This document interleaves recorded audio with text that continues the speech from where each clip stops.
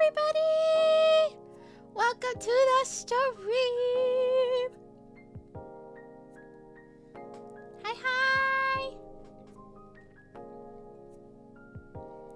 Hi, hi! Hello! It's me, Skiddo! I hope you all are having a wonderful, wonderful Wednesday evening or Thursday morning, depending upon where you are. For those of you who don't know who I am, my name is Skiddosaurus Rex, and today we are going to be reading some unhinged Wikipedia articles that you guys have submitted in the Dino Discord. Woo!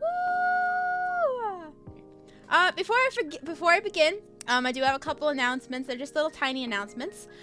First, as you can see, you guys have little dinosaur avatars on the screen.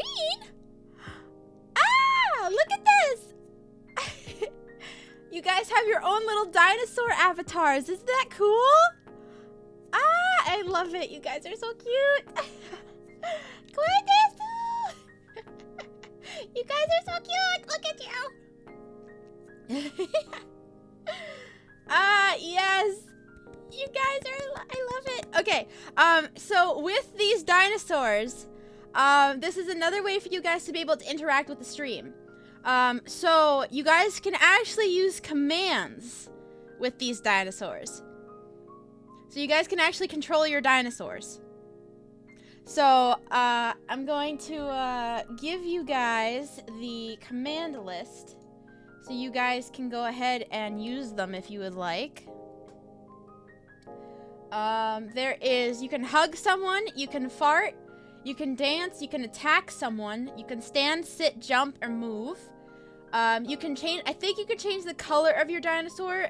There is a command for color, but I'm not 100% sure how it works. You can play basketball, you can do a boss battle, you can bet, you can play slots. You can do battle royale, duel, and you can do slots. So it's slots, you can bet it, you can do betting, whatever. So here's the list. Feel free to save it if you want. That's gonna make my dinosaur do literally everything. Feel free to save it if you want, and you guys can use that. If you're going to attack someone, you have to @ them in the chat. So, of course you guys all use the fart. I love it. Amazing. So you have to @ them in the chat. You have to do @ and then their name. No, look for your dinosaur.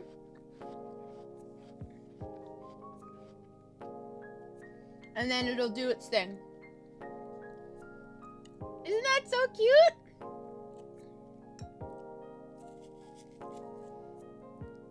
Unfortunately, I cannot pick who your dinosaur is. It's randomly generated.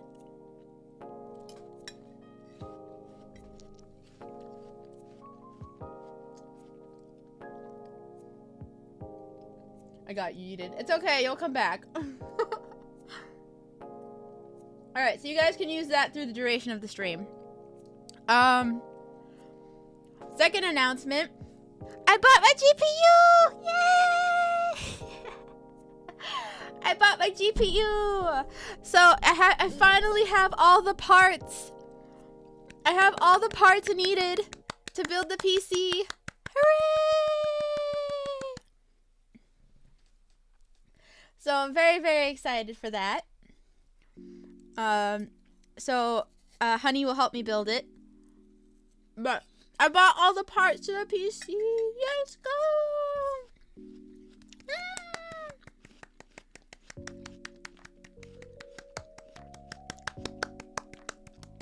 Very exciting. Okay. Oh. I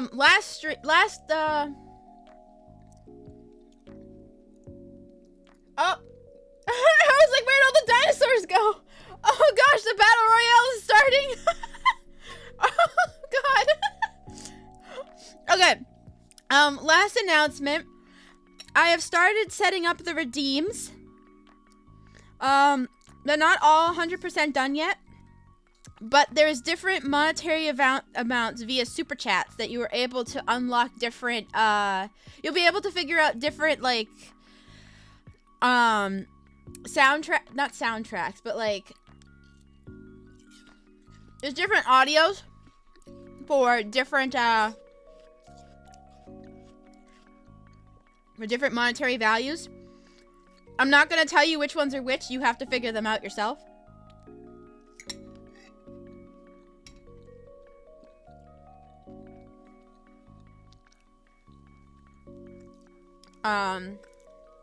But yeah, so there's different monetary values. So you can figure those out yourself. I won the Battle Royale? Wow, that's amazing. I didn't even do anything. I'm just here talking. I just hear everybody yakking everybody's ear off while they're probably not even listening to me.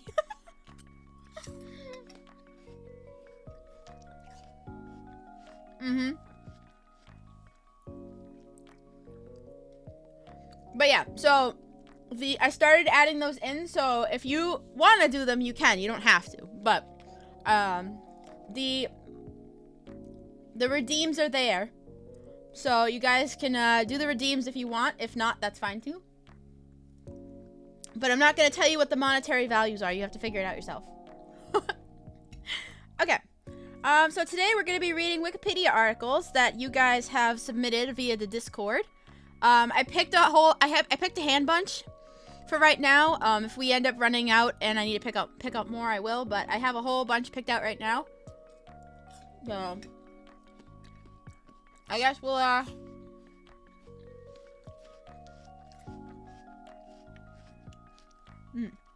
have my apples. Alright, I guess we'll get into it. Alright, so the first one I picked. Nom nom nom nom. Sorry. What's with the dinosaurs? Everybody gets their own dinosaur. Everybody in the chat gets their own dinosaur.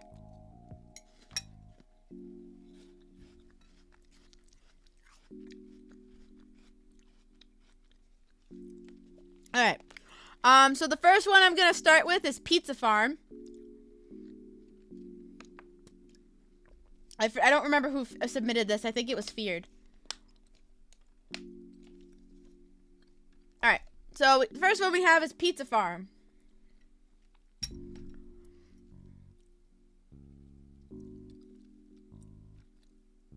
Alright. Let me make this a little bit bigger.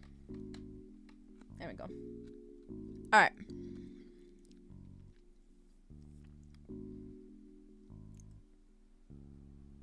I'm finally here. My tire blew out on the way home. Oh no! Are you okay?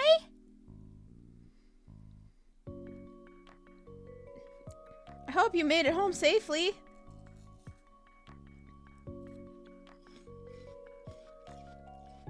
Yeah, it's all cash money. That's what I like to hear.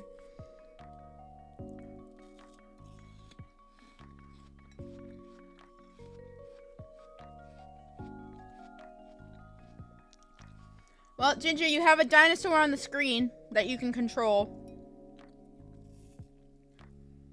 So, feel free to play around with that if you'd like.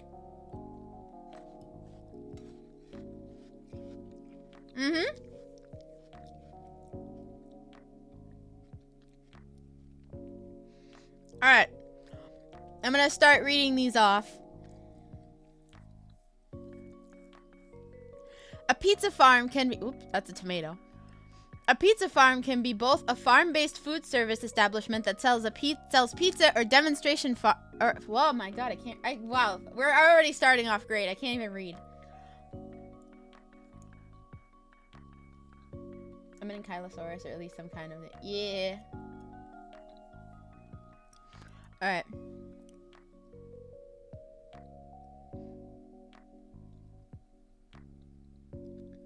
A pizza farm... Yeah, reading too hard, I agree. A pizza farm can be both a farm-based food service establishment that sells pizza or a demonstration farm that educates visitors about agriculture by growing pizza ingredients. Some on a circular piece of land partitioned into plots shaped like pizza slices. That's amazing. I love that. The fact that they're shaped like pizzas just makes it even better. Demonstration farms. Some pizza farms are demonstration farms that educate visitors about agriculture by growing pizza ingredients, sometimes on a circular piece of land partitioned into plots shaped like pizza slices. The farm often grows ingredients that can be used in pizza. Pizza?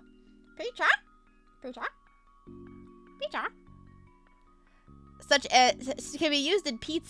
as wheat for the crust, tomatoes and herbs for the sauce, pork for pepperoni, dairy cows for cheese, and even trees for pizza oven firewood.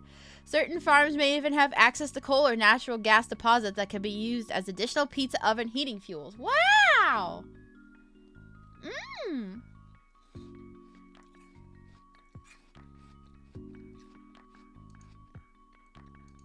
Streamer misspoke. Get her.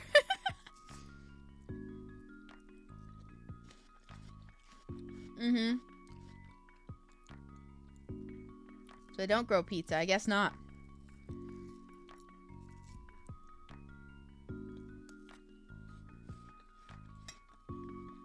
Alright. I like how they have little pictures of, like, each one. So you got, like, cows. Then you got here. What about boneless pizza? I know, that's the main thing. Is, like, what about the boneless pizza? I don't think they talk about the boneless pizza.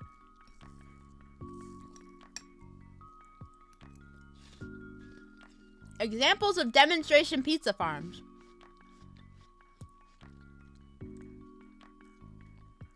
Agriculture in the Classroom Canada has yearly student-farmed pizza farms.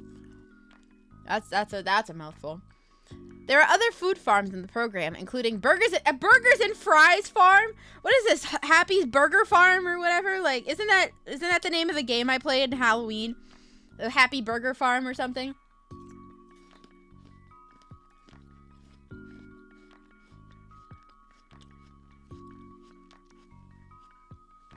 Something along those lines. The Pizza Farm at Cobb Ranch in Fresno, California, and the R Pizza Farm in Doe, Illinois, bro. Is it rated R? Their hands are not rated E for everyone, apparently. Bruh. Some pizza farms are primarily farm-based food service establishments that sell pizza. Pizza farms have become popular in Minnesota, Wisconsin, and Iowa. Farms often grow or raise many of their own ingredients, similar to demonstration pizza farms. Bruh.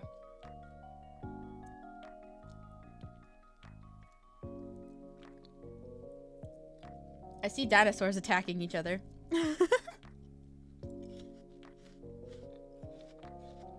Aw, thank you for the hug. Oh my god, it's the first one.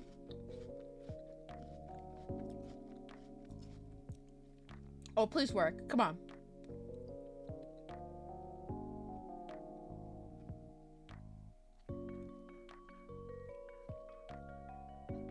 Stream elements, please. I worked so hard on these yesterday.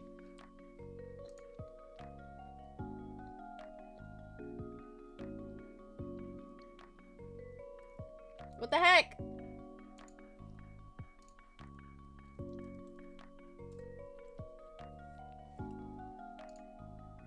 Hold on. I'm gonna try and see if I can fix it. Why are you not working? You were working yesterday!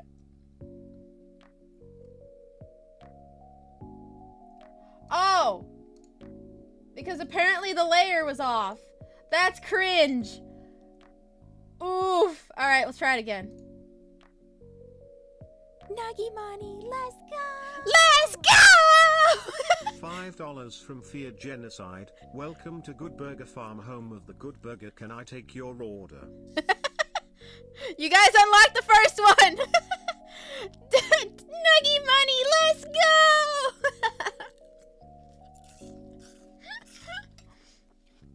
Yes!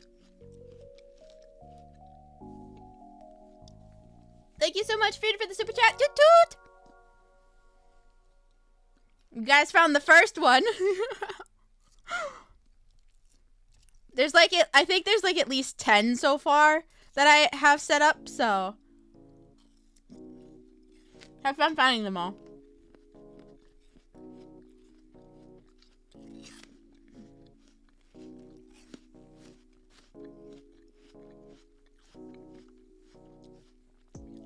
You missed it? I'm gonna play it again. Nuggy money, let's go. $5 Nuggy from money, Fear let's Genocide. go. Welcome to Good Burger Farm, home of the Good Burger. Can I take your order? Amazing. Oh no. $10 from Ginger Swine 22. Dinosaur cheat code. Please, please, please, please, please, please. $10 from the Watcher. The lawnmower goes shirty area vova boom shiri and rice burners go wow wow wow wow ow ow ow ow ow ow ow ow ow ow ow ow ow ow ow ow ow. Ow, ow, ow, ow, ow, ow, ow, ow, ow, ow. Ginger and Watcher, thank you so much for the super chats. Toot toot. Ow, ow, ow, ow, ow, ow, ow, ow, ow. You guys have unlocked 2 now. Ooh! Amazing. Alright.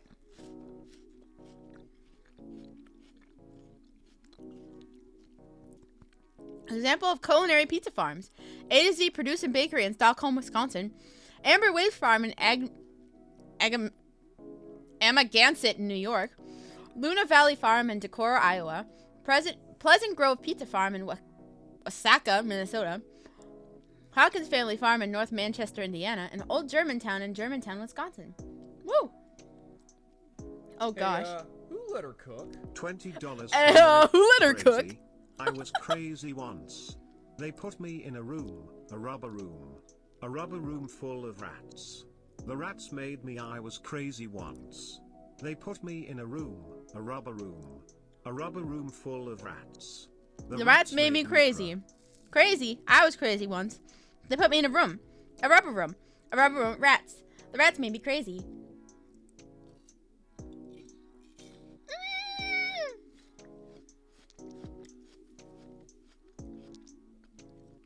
Thank you so much for the super chat, E-Right. Toot toot. You guys have unlocked another one. You guys have unlocked 3 already. You got another one. That was from our good friend Grarl. He's like, who let her cook? Cause, you know, I'm not allowed to cook, so. Alright. I was told there are talk pages. This needs deleted. Congrats, Ginger, you won the duel.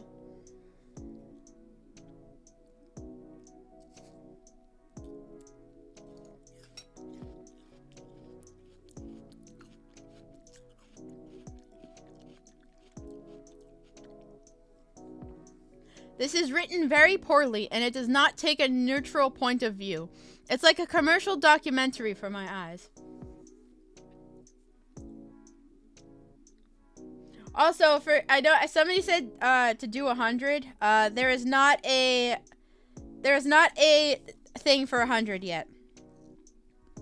The 100 one has not been recorded yet. So don't super chat 100 just to do it.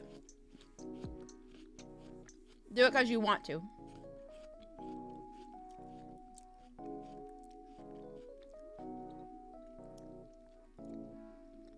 What about 500? $10 from Ginger 22. Dinosaur cheat code. Please, please, please, please, please, please. $10 from the Watcher. The lawnmower goes shirty What is happening right now? Why is it playing again? Extreme Elements broke. Hey, who let her cook? Hey, who let her cook? Crazy. Why is it playing again? Crazy once. They put me in a room, a rubber room. As for the 500, don't worry about it. Made me. I was crazy once. Don't worry about it. Alright, you're not making it do that. No, it was playing in the browser. For some reason, because I had Stream Elements open and I was trying to figure out why it wasn't working. It was playing in the browser.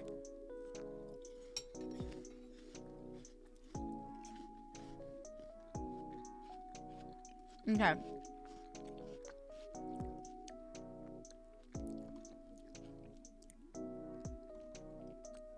Alright, I think we're good with the pizza farm. I don't know if there's anything else. Is there anything else I should be looking at for the pizza farm? Before I move on to the next one?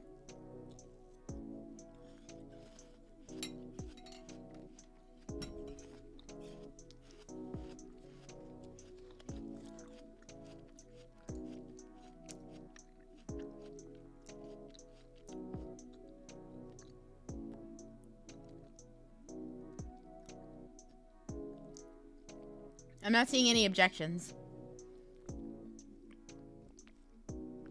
Alright, cool. Alright, the next one. This is the one I have been waiting for. Actually, you know what? I'm gonna wait until Dino Dad shows up to do this one. I'm gonna skip this one for a moment. I'm gonna do toilet-related injuries and deaths. This is the next one.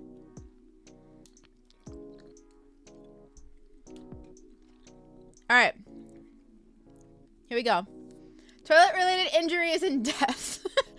Accidental injuries. Infants and toddlers have fallen headfirst into toilet bowls and drowned. Safety devices exist to help prevent such accidents. Injuries to adults include bruised buttocks and tailbones, as well as dislocated hips have resulted from unexpectedly sitting on the toilet bowl rim because the seat is up or loose. Injuries can also be caused by pinching due to splits in plastic seats and or by splinters from wooden seats, or if the toilet itself collapses and shatters under the weight of the user. Hold on, wait a minute. There's wooden toilet seats? Since when have there been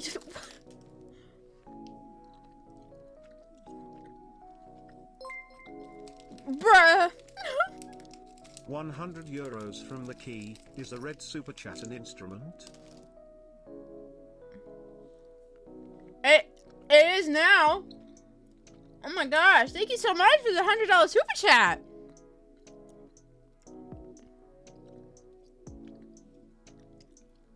Hi Skiddo, what the heck did I just walk into? Have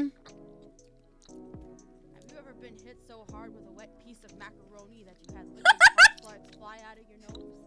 Ever had someone tap you so hard in the butt saying, "Good job, sport," that it made you blush?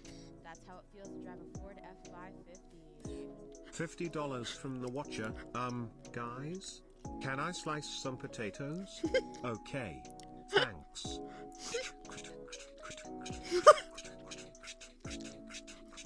To get all value out of this SC, I wanted to say thank you for being you, our Kamiyoshi. Less than 2. Less than 2. Oh my gosh. Keith, thank you so much for the super chat, toot toot. And Watcher, thank you so much for the super chat. Toot toot. I hope you enjoyed the Ford lore.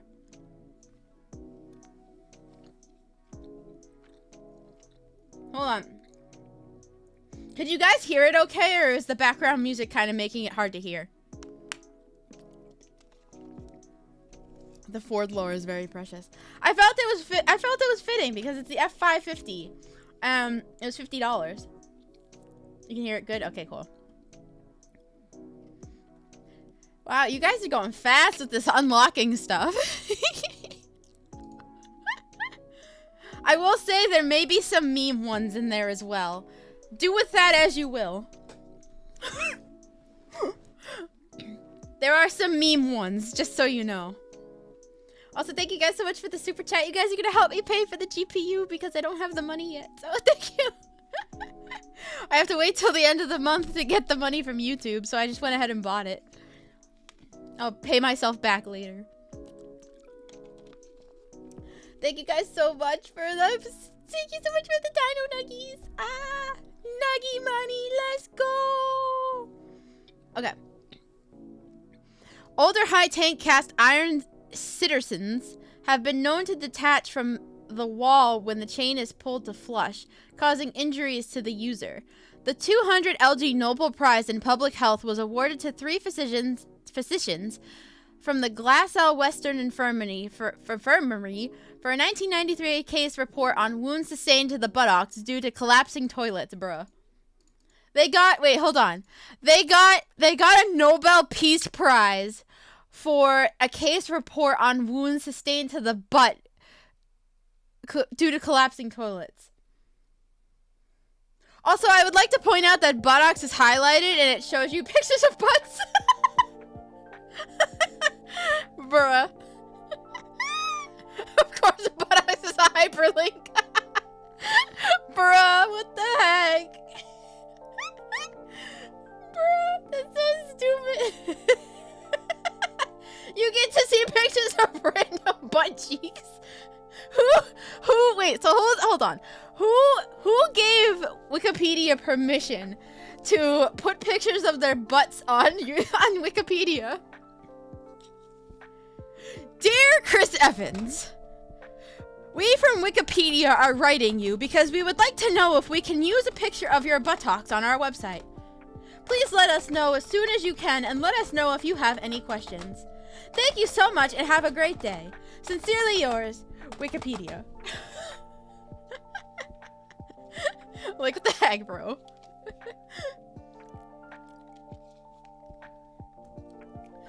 Somebody probably took a pic of their butt and uploaded it. Yeah, probably. Probably. I wouldn't be surprised. Furthermore, injuries are frequently sustained by people who stand on toilets to reach a height, then slip and fall. Bruh. Bruh. Let me upload a butt pic to Wikipedia. Bruh. Literally.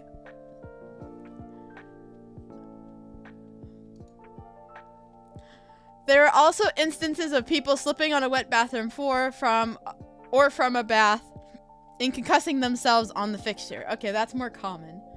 I feel like slipping in the bathroom and falling and hitting your head on the toilet is more common than people. I mean, maybe not. I mean, I'm sure this is also frequent where people try to like stand on the toilet because that's gonna go. That's because that's smart. Toilet-related injuries are surprisingly common, with some estimates ranging to from as high as 40,000 in the U.S. every year. In the past, this number would have been much higher due to the material from which the toilet paper was made. What? This was shown in a 1935 Northern Tissue advertisement which depicted splinter-free toilet paper. What were they made out of? Wood? In 2012, 2.3 million toilets in the United States and about 9,400 in Canada were recalled due to faulty pressure assist flush mechanisms, which put users at risk of the fixture exploding. Bruh, can you imagine just being on the toilet and it just exploding? That would be crazy. That's something out of a sitcom right there. It's just like you're just sitting on the toilet minding your business using the bathroom, and then it just explodes. Bruh. That's crazy. Injuries caused by animals. Oh god. Is this gonna be talking about people getting bit by like insects and stuff that hide in the toilet? I've had this happen before. I didn't get bit, but there was an insect hiding in the toilet before. I want to see what it says though first. There are also injuries caused by animals. Some black widow spiders like to spin their web below the toilet seat because the insects abound in and around it. Therefore, several people have been bitten while using the toilet, particularly outhouse toilets. Ew. Although there is an immediate pain at the bite site, these bites are rarely fatal. The danger of spiders living beneath the toilet seats is subject of Slim Newton's comic 1972 country song, The Redneck on the Toilet Seat, bruh. There's a song. Bruh, there's a song. Oh my god. There's a song. No. Of course there is. The subtle ew in between. The spider fact terrified me for years, and I always checked under the seat before using the toilet. I don't blame you. I was cleaning the toilet once, because that's one of my things I do around the cave to help out the dino parents is I clean the bathroom. And I was cleaning the bathroom, I was cleaning the toilet once, and literally as I was cleaning the toilet, I put the wand like around the rim and like underneath from where the water comes out, and a centipede came out from underneath the rim into the water, and I was like, ew, ew, ew, no, no, no, no, no, no, no, no, and I flushed it and it went down the drain. I was like, ugh, no. I absolutely hate centipedes. They terrify me. So like just the fact that one came out from underneath where we go to the bathroom, I was like, new fear unlocked. Centipede. Centipede. I should call them that from now on. Instead of centipede, just call them centipede. That's so funny. I had a cockroach do that when I lived in Florida. It was pain. Oh, that's scary. I had a frog in the toilet once when I lived when I lived in Puerto Rico. I mean, that's probably not as terrifying. It'd be more weird than anything as to why there was a frog in the toilet, but like just having insects in there that can like bite you. Ugh. Yeah, that'd be a no from me too. Yeah, exactly. That's what I'm saying. Oh wait, a baby. Did you ask the frog what he was doing? What the frog doing?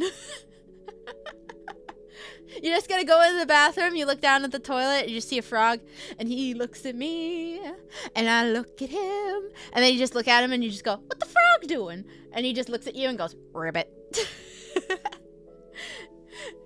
Ribbit. Must have been a riveting experience. What am I doing? I have a soundboard. Must be. Yeah, yes, sir? No, go away. Must have been a riveting experience. Hold on, it's checking my audio driver. There we go. Must have been a riveting experience. Woo! Mark wins the chat. Maybe the frog just wanted a newspaper or a stall buddy. I guess.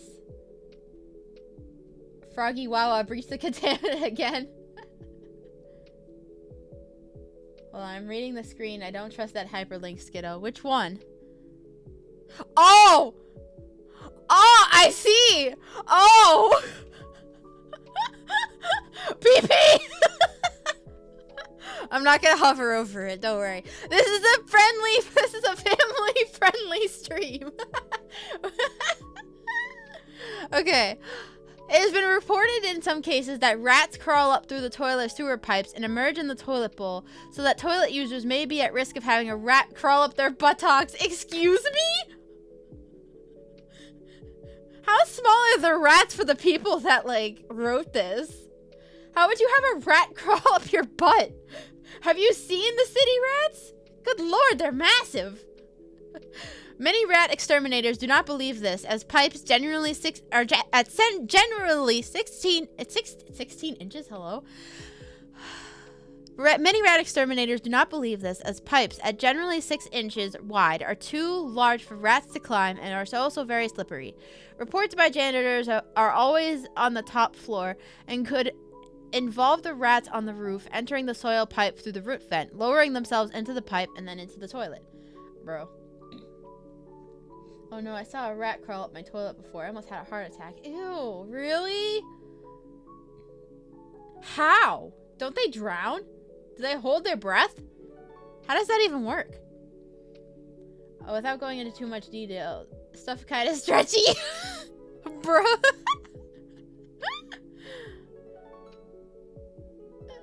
I think it just meant like climbing up on you. Ew, gross. Nature's wallet works in mysterious ways. It does. You are correct. I only had a snake crawl up my toilet once back with my parents. Ew, no, no. No, no, I'm good. Rats are naturally very good swimmers. That's fair. 2 raccoons? What the heck? If I saw that, I'd be pooping in a bucket for life. Yes, a long time ago. I don't know how it's possible, but I was so freaked out. I don't blame you. That's terrifying. The pipe itself is dry beyond the siphon neck of the toilet itself. Oh, naruhodo. Fair enough. And then when you press the handle, then that's when it goes through. Naruhodo. Flushed it and the noodle went back down the drain. Fair enough. In May 2016, 11-foot snake, a reticulated python, emerged from a squat toilet and bit the man using it on his genitalia at his home in Province, Thailand. Both the victim and the python survived. That's terrifying. Can you imagine just using the bathroom and then a snake comes out of nowhere and just bites you where the sun don't shine? No thanks. Wee wee pee pee. Man's got bit on the pee pee. That's not good. That happens in Snakes on a Plane. I know. I'm tired of their snakes being on this plane! I'm tired of their snakes. Oh, this one's gonna be great. You guys, this is self-induced injuries with toilets, okay? This is gonna be great. The snake must have been mat raped. Shut up! No! Go away!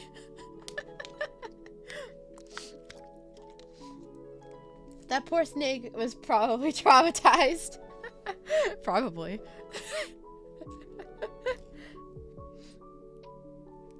The python was a real fighter, surviving that encounter. I guess so. Alright, here we go. Some instances of toilet-related deaths are attributed to the drop in blood pressure due to the parasympathetic nervous system during bowel movements. Oh boy. This effect may be magnified by existing circulatory issues. It is further possible that some people succumb on the toilet to chronic constipation because the Valsalva maneuver is often dangerously used to aid in the expulsion of feces from the rectum during a bowel movement. Ew, what is that? What is the Valsalva maneuver? Do I dare ask? Do I dare ask what that is? Imagine getting your pee-pee bitten by a danger noodle and having to explain it to the emergency room doctor. I know, for real. The maneuver? I think it's pushing. Is it? Do I want to know? The Valsalva maneuver is performed by a forceful attempt of exhalation against a closed airway, usually done by closing one's mouth and pinching one's nose shut while expelling air, as if blowing up a balloon. Variations of a maneuver can be used either in medical examinations as a test of cardiac function. Bruh. So these people make it so that they can't breathe, and then they push as hard as they can to get the bruh. That's crazy. What the heck? That's crazy. Oh my god. Okay. According to Sharon Mantique-Lewis, Margaret McLean Hampkuiper, and Shannon Ruff-Dirksen, the Valsalva maneuver occurs during a straining to pass a hardened stool. If defecation is suppressed over long periods, problems can occur, such as constipation or stool impaction. Defecation can be facilitated by the Valsalva maneuver. This maneuver involves contraction of the chest muscles on a closed glottis with the stimulus... God, I don't even know what half these words mean. Simultaneous contraction of the abdominal muscles. This means that people can die while straining at stool. In Chapter 8 of their Abdominal Emergencies, David Klein and Latha Stead wrote that autopsy studies continue to reveal missed bowel obstruction as an unexpected cause of death. Wow. That's wild. That's how you can give yourself a hernia. Yeah, for real. The entire stream is constantly having me. Pushing too hard is fairly common. It is, yes. Can't help it. Gotta poop. Gotta get that poopies out. In 2001 Sopranos episode, He Is Risen shows a fictional depiction of the risk, where character Gigi Seastone has a heart attack on the toilet of his social club while straining to defecate. Bro. That's crazy. Oh boy, exploding toilets. It can lead to rectal prolapse, bruh. That's crazy. Alright guys, it's exploding toilet time. In the Victorian era, it was perceived risk of toilets exploding. These scenarios typically include a flammable substance, either accidentally or deliberately, being introduced into the toilet water and lit a match or cigarette, igniting the exploding toilet. In 2014, Sloan's FlushMate pressure-assisted flushing system, which uses compressed air to force waste down into the drain, was recalled after the company received reports of the air tank filling up under pressure and shattering the porcelain. Bruh. That's crazy. Imagine that, huh? Imagine just having your toilet explode while you're using it. Oh no, my canister of petroleum fell into my toilet. Dang, but I have smoke over that. God, for real. I think I heard about that. That's crazy. I mean, it was not recent. It was 10 years ago. But, I mean, it's recent enough that, I mean, a lot of people probably may have heard about it. Bro, who smokes while dropping up? Who smokes while dropping the building plans off? You'd be surprised. Horrible timing, but I have to shower. I'll be back shortly. Okay, bye, Mark. Enjoy your shower. Get nice and clean. Okay. Historical deaths. Oh, boy. Oh, Lord. There's a lot. Oh, urban legends. I'm excited. Okay. Historical deaths. The fact that there's a lot of historical deaths around toilet-related injuries makes me a little nervous, but we'll see. In 1945, the German submarine U-1206 was sunk after a toilet accident resulted in seawater flooding into the hull, which created chlorine gas upon contact with the battery and forced the submarine to resurface. At the surface, the sub was discovered and sunk by Allied forces. This case may have not been due to a malfunction, but rather the possibility that the pressurized flushing system in the U-boats, which was extremely complex and required a training course to operate, may not have been properly operated. Bro. Imagine that. Imagine having your submarine sank by your toilet exploding. Small bay, small enough to fit in a pipe, probably. Probably. You're probably right. The commander said I didn't know how... The commander said I didn't know how to flush. He didn't. Way to go, becoming a toilet death static. God. They had so many levers to poo-poo. I know. Now I want to know more about the Erfurt latrine disaster. How did 60 people die? Oh, we'll get to that. We'll get to that. I'll click on it for you. The one time you really don't want to clog up the toilet. I know. Alright, here we go. Godfrey the Hunchback, Duke of Lower Lorraine, an area roughly coinciding with the Netherlands and Belgium, was murdered in 1006 when staying in the Dutch city of Vlaardingen. I think that's how you say it. Supposedly, the assassin made sure which of the latrines, which were built and drained on the outer side of the wall, according to medieval building style, belonged to the Duke's sleeping room, and took a position underneath. Some sources say that the sword was used for the assassination. Others mentioned a sharp iron weapon, which could have been a sword but also a spear or a dagger, but spear seems to be the most practical choice. After being stabbed in the bottom, it took him several days to die. The assassination was ordered by Dirk V, Count of Holland, and his ally Robert the Frisian, Count of the Flanders. Man, that sounds like a bad day. Just using the bathroom and you get stabbed in the butt. Got stabbed in the booty hole. That's unfortunate.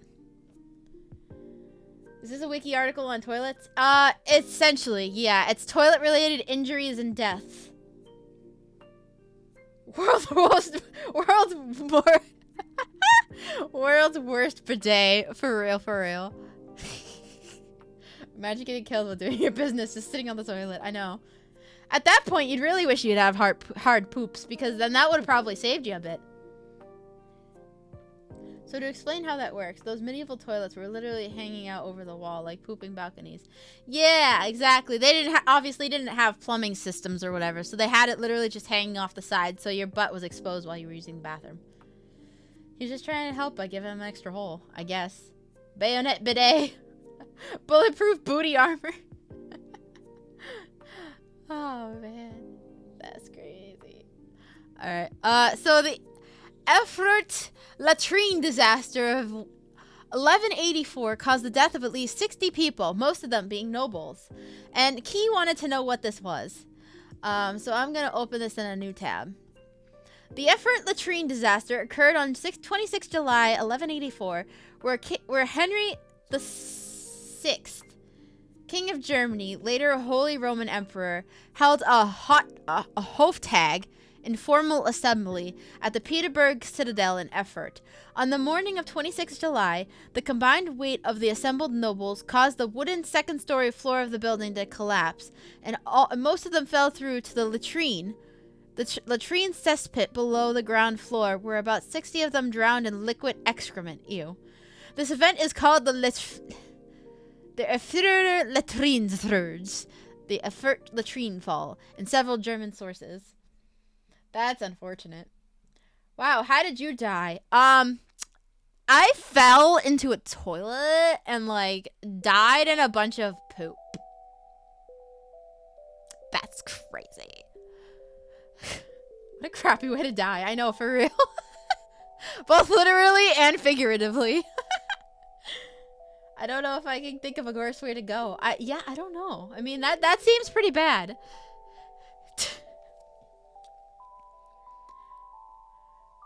Dear Lord, that's a horrible way to go. I know. Me and 59 other people fell into a toilet at the same time. Imagine the smell. Oh, God, it must have been terrible. It must have been absolutely gross. That was not the splash zone they paid for. No, it's not. You are correct. That is not the splash zone they paid for. Are you keeping a set? Oh, yeah, I forgot. I have a set list. That's right. I forgot. Hold on. Thank you for reminding me.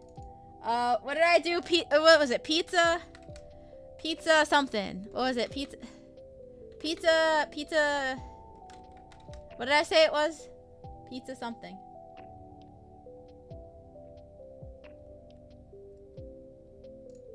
Let me go to the Discord real quick.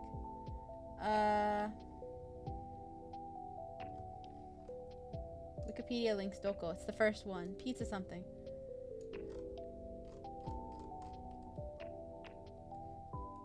Pizza Farm. Yeah, it was feared. Okay. Pizza Farm. Thank you, guys. Okay, and then this one is toilet-related injuries. Okay. Yes, thank you for reminding me. You guys are the real MVPs. Okay. So we have toilet-related injuries. So George II of Great Britain died on the toilet on October 25th, 1760, from an aortic dissection. What is that? When an injury to the innermost layer of the aorta allows blood to flow in between the layers of the aortic wall, forcing the layers apart. In most cases, it's associated with a sudden onset of severe chest or back pain, often described as Ew, gross. That sounds nasty. According to Horace Walpole's memoirs, King George rose as a usual 6 and drank his chocolate, for all his actions were inevitably methodic. 7:15, he went into a little closet. His German valet de chambre, in waiting, heard a noise, running in, found the king dead on the floor. In falling, he had cut his face. Ew. Poor guy. I hope she doesn't fix the spelling. Wait, did I spell something wrong? Oh. I did. You know what it's saying? It's great. It's fine. I don't care. It adds to the meme. It adds to the meme of the stream. So it's good. It's fine. Oh man. Okay. Let's see. So next one.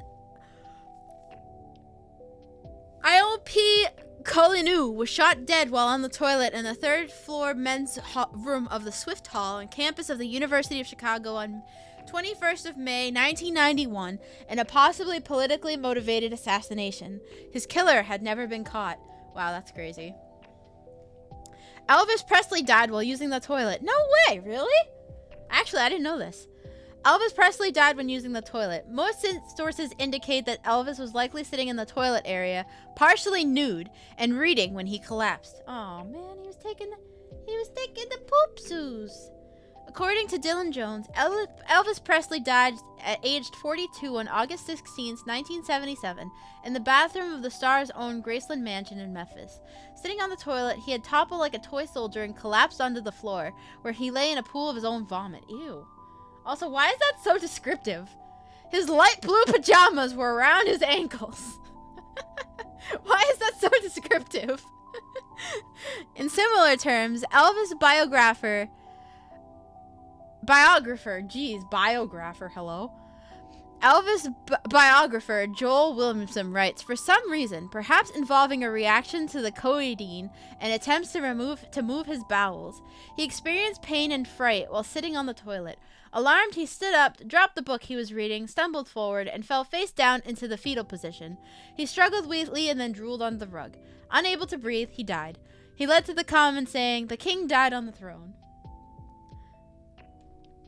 Interesting. So that was because of Elvis? Interesting. Bro, why is this reading like a fanfic? Good question. I don't know. Blue suede till the end. Was there a US president known to talk to people while he was on the toilet? Probably. Hold on. US president known for talking to people while on the toilet. Lyndon Johnson. There's your answer. Lyndon B. Johnson, our 36th president, was well known for getting things done and doing them fast. Within a day of becoming president, he ordered that the entire phone system in the White House be expanded so that calls could be made from absolutely anywhere, including the bathroom. But those weren't the only conversations that were had on the crapper. He was notorious for having reporters and aides follow him into the bathroom, where he would then conduct two kinds of business at once. Bruh, that's wild! That's actually kind of based, not gonna lie. That's actually kind of based. The guts to be able to do that is kind of crazy, not gonna lie. Bro, that's crazy. Bro, that's crazy. Bro was efficient. He was! What can I say? Someone had better made a supercut of all the enthusiasms for pooping she's used during the stream. I'm sure there will be, don't worry. Sounds like something the Donald would do, TBH. I don't know. I don't know about that, but he looks like a poop talker. Wasn't he JFK's vice president? Probably. I don't know. I'm not very good with politics. I feel like if you'd probably have to either Google it. I mean, Dino Dad might know. He's not here yet, I don't think, though. But, I mean, I have no idea. Honestly, I could respect that kind of efficiency. That's what I'm saying! It's kind of based! It's kind of based. Your tax dollars at work. Heck yeah. Take note, sir. Do we need this efficiency at work? We're gonna need a bigger conveyor belt. JFK Vice President was Lyndon B. Johnson. Thank you, Feared, for the information. I would die. Can you imagine just sitting on the toilet trying to do your business and then you have people walk in on you and trying to conduct interviews? That's insane. That's a whole nother level of crazy right there. Insane. Okay. Possible occurrences.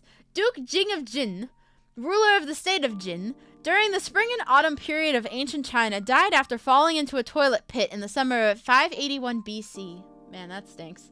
Ba-dum-bum.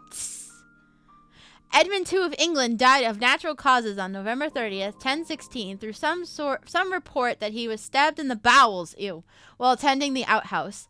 Similarly, Ugase Kenshin, a warlord in Japan, died on April 19th, 1578, with some reports stating that he was assassinated on the toilet. That's unfortunate. Lenny Bruce died of a heroin overdose on August 3rd, 1966, while sitting on the toilet with his arm tied off. What? What do you mean? What do you mean his arm was tied off? What the heck does... Oh, his arm was... Okay, to use the heroin. Okay, never mind. Sorry. Naruhodo. It took me a second. I was like, what do you mean tied off? Okay, never mind. I got it. Lenny Bruce was a legend. And a drug addict. Air Canada Flight 797 was destroyed on June 2nd, 1983, with 23 fatalities after an in-flight fire began in or around the rear lavatory. Investigators could not determine the cause or exact point of the origin of the fire. Interesting. Skiddo so illustrated while she reads toilet deaths. Yeah, with my nerd glasses. What a nerd. Michael Anderson Godwin, a convicted murderer in South Carolina who had his sentence reduced from death by the electric chair, sat on the metal toilet in his cell while fixing his television. When he bit one of the wires, the resultant electric shock killed him. Another convicted murderer, Lawrence Baker in Pittsburgh, was electrocuted while listening to the television on homemade earphones while sitting on the metal toilet. That's crazy. That's insane. Dino Dad, you're here! Hello, hello! Welcome to the stream! Hey, Dino Dad, we're learning about toilet deaths. Yes! Dino Dad, you got a Triceratops? Wait, I have to look. Is this you? No, that's Chris. Where's Dino Dad? Look at Dino Dad! Ah, did you see Dino Dad? It's amazing. Oh, man. Amazing. Yes! Hug Dino Dad. Give him all the hugs. What do I have? You have a Triceratops! Look! Wait, let me find you again. Here you are. Nope, that's Key. Nope. Look, you're right here. Look at you. Whee! Whee! Look at Dino Dad. Yes, the dinosaurs have speech bubbles. Every time you type something in chat, it comes up. Whee! Look at you, Feared. Yeet!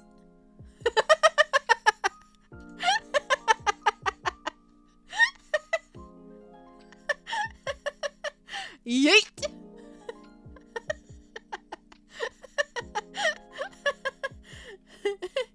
Did you just yeet your dad? No, I yeeted Feared. Oh man. Also, Dino Dad, there are commands you can use if you wanna play around with your dinosaur. I'm gonna just put them in the chat again. Here you go. There's a bunch of different ones you can use. The chat has been playing around with them all day, all stream, so it's all of those. I got rid of my spaces, but it is what it is. Other way, Dino Dad. Exclamation mark first, and then fart. Okay, continuing on. A collision between a disabled Cessna 182 and a row of portable toilets on May 2nd, 2009 at Thunfield, southeast of Tacoma, despite an engine failure at 150 feet altitude, ended without fatalities. The toilets kind of cushioned things for the 67-year-old pilot, bruh. That's crazy. That's crazy. Oh wait, I have to read about the submarines for Dino Dad. Okay, Dino Dad, there's a historical death about the German submarine. I don't know if you knew about this. In 1945, the German submarine U-1206 was sunk after a toilet accident resulted in seawater flooding into the hull, which created chlorine gas upon impact with the battery and forced the submarine to resurface. At the surface, the sub was discovered and sunk by Allied forces. This case may not have been due to a malfunction, but rather the possibility that the pressurized flushing system in the U-boats, which was extremely complex and required a training course to operate, may not have been properly operated. Did you know about that, Dino Dad? Did you know about the exploding German U-boats? That had to do with, like, toilets and stuff?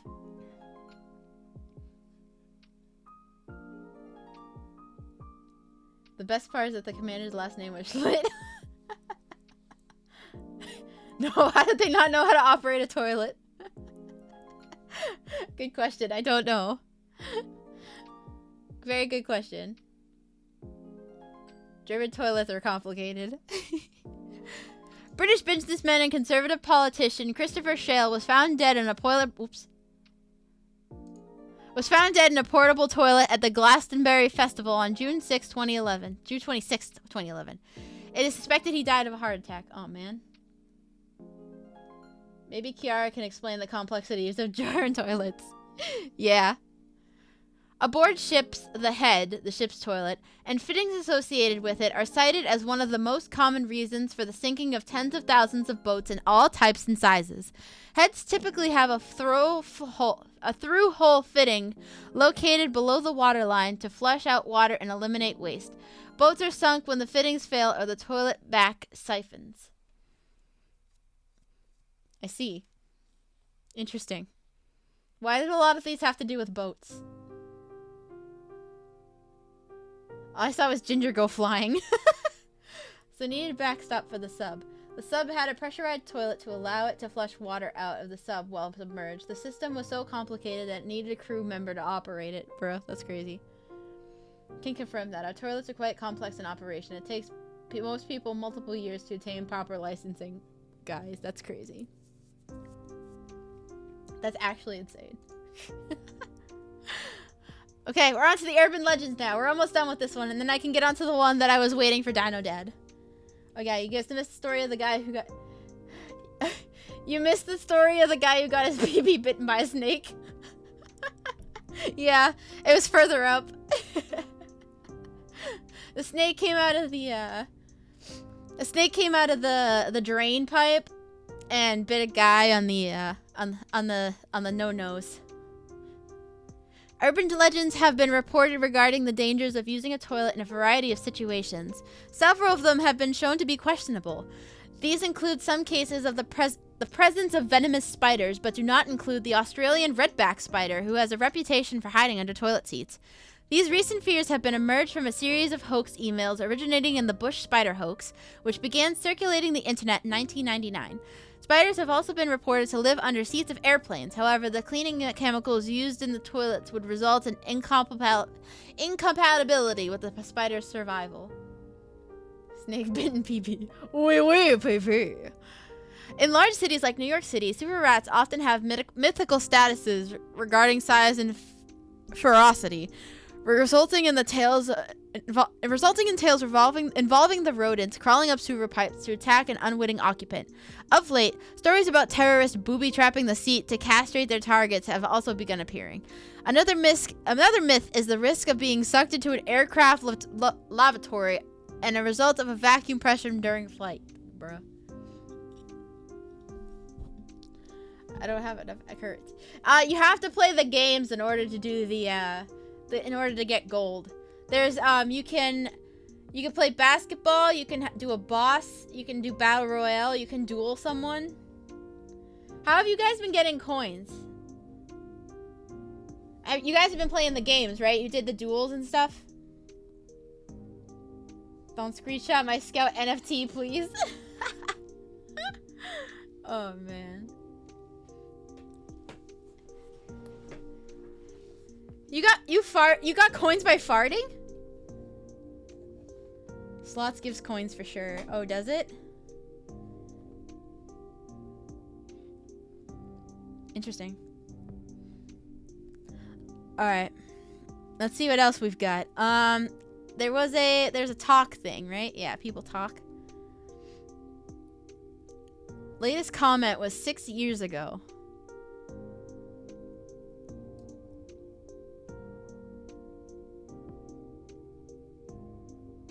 Oh god, what is this?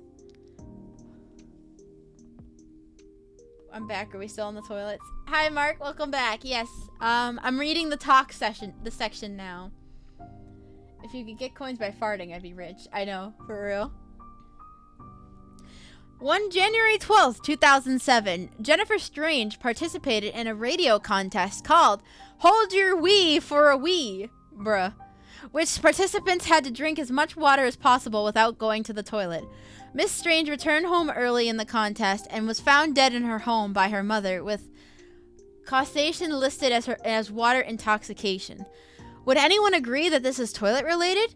It bears a significant resemblance to another possible candidate, that of the case of Tycho Brahe, a Danish nobleman who, according to Joseph Kepler's first-hand account, Tycho had refused to leave the banquet to relieve himself because it would have been a breach of etiquette. The entry would go as follows. Would anyone agree this is toilet-related? What? What did I just do?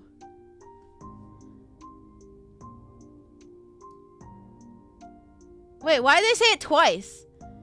It bears... Why'd they copy and paste it? On October 24, 1601, Tanto Blanche died 11 days after contracting a bladder or kidney ailment. According to his close friend, the famous German astronomer Johannes Kepler, he refused to leave the banquet he was attending at the time due to concerns of breaching etiquette. Bro. She didn't even get to play her Wii, I know. Yeah, they got some legal trouble for that. I believe it. Etiquette? Nah, I'd pee. 10% of the people pronounce it properly. Skiddo. Brahe. Wait, did I actually say it right? Bro, that's crazy. No and no, especially since the toilet wasn't invented until hundreds of years after Kepler Tycho's deaths.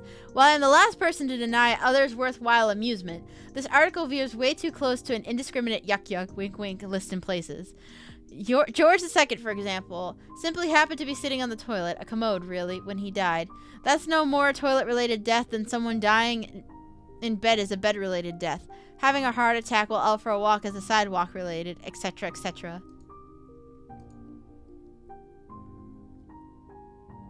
I'm sorry, what? How about the case of Redacted, who died of blood loss in a surgery after trying to remove a toilet brush from her? Bruh. She's trying to remove the toilet brush from her butthole. I'm sorry, what? Am I surprised? No. But, like, what the heck? She was living like Larry. I guess so. Bro, what the heck? That's crazy. I don't think it was meant to clean that. I don't think that's what she was using it for, Ginger. Hopefully it went in handle first. I don't know. I mean, if she had that much blood loss, I'm guessing she went in bristles first. I mean, I had a guy with a light bulb jammed up his butt, so it happens. Yes, you did. That is correct. Must have ran out of toilet paper. I guess. Too bad. It's too bad this wasn't 2020. This was posted in 2016, so, I mean, if it was in 2020, it could have been understandable because of the big toilet paper debate. That's crazy. There are butthole-related deaths on Wikipedia? Guys, there's butthole-related deaths. I know Taco Bell could be a mess, but jeez. Wait, does that seriously say a list of death-related deaths? It does! A list of death-related deaths! Wait, what? This is the most mature stream. For real, for real. I am an adult. Imagine dying from death. Could be me. Hold on, I have to look. The editor will now load. Creating a list of death-related deaths. What does this mean? Nothing's happening. Please reload the page. Oh, there we go.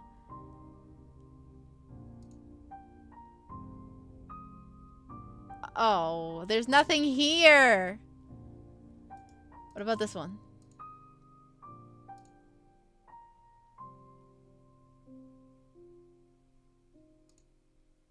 Man, these don't exist. I thought they existed. Oh, man, that's rough. This is the most manure stream.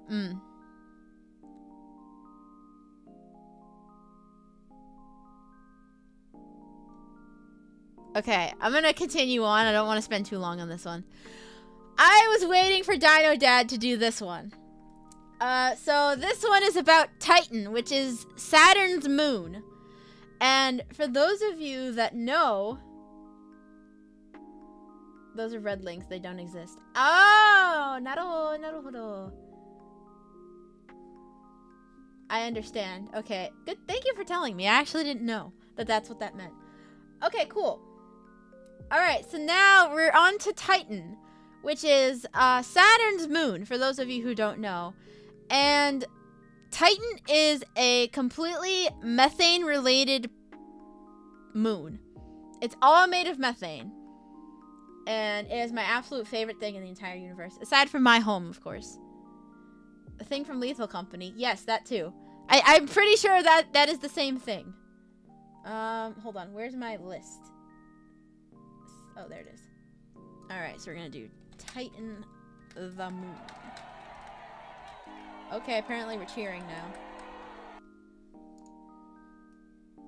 Fart Moon. Yeah, Fart Moon. Alright, here we go. Titan is the largest moon of Saturn and the second largest in the solar system, larger than any of the dwarf planets of the solar system. It is the only moon known to have a dense atmosphere, and is the only known object in space other than Earth on which clear evidence of stable bodies of the surface liquid have been found. Woo! Titan is one of the 7 gravitationally rounded moons in orbit around Saturn, and the second most distant from Saturn of those 7. Frequently described as a planet-like Titan, oh god, hello, let me try that again. Frequently described as a planet-like moon, Titan is 50% larger in diameter than Earth's moon and 80% more massive. It is the second largest moon in the solar system after Jupiter's moon, Ganymede, and is larger than the planet Mercury, but only 40% is massive due to Mercury being made of mostly dense iron and rock, while a large portion of Titan is made of less dense ice. The best part of the planetarium thing was when the mom told her kid that the methane is farts. Yeah, that was great. Did you know that Saturn is so dense if you threw it into a bathtub, it would swim on the surface? I believe it. I believe it. Discovered in 1655 by the Dutch astronomer Christian Huygens, Titan was the first known moon of Saturn, and the 6th known planetary satellite after Earth's moon and the 4 Galilean moons of Jupiter. Titan orbits around Saturn at 20 Saturn radii.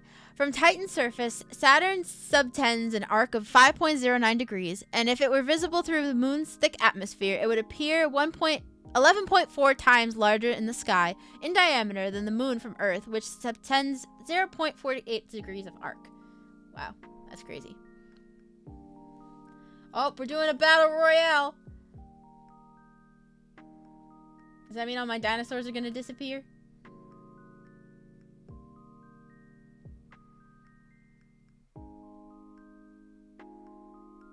Are they gonna come from? Are they gonna come back? Are they gonna come through the airplane?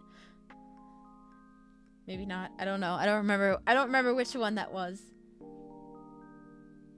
Okay. Titan is primarily. Do we get a fight chug jugs or something, bro? I think it doesn't want to work for me. Oh.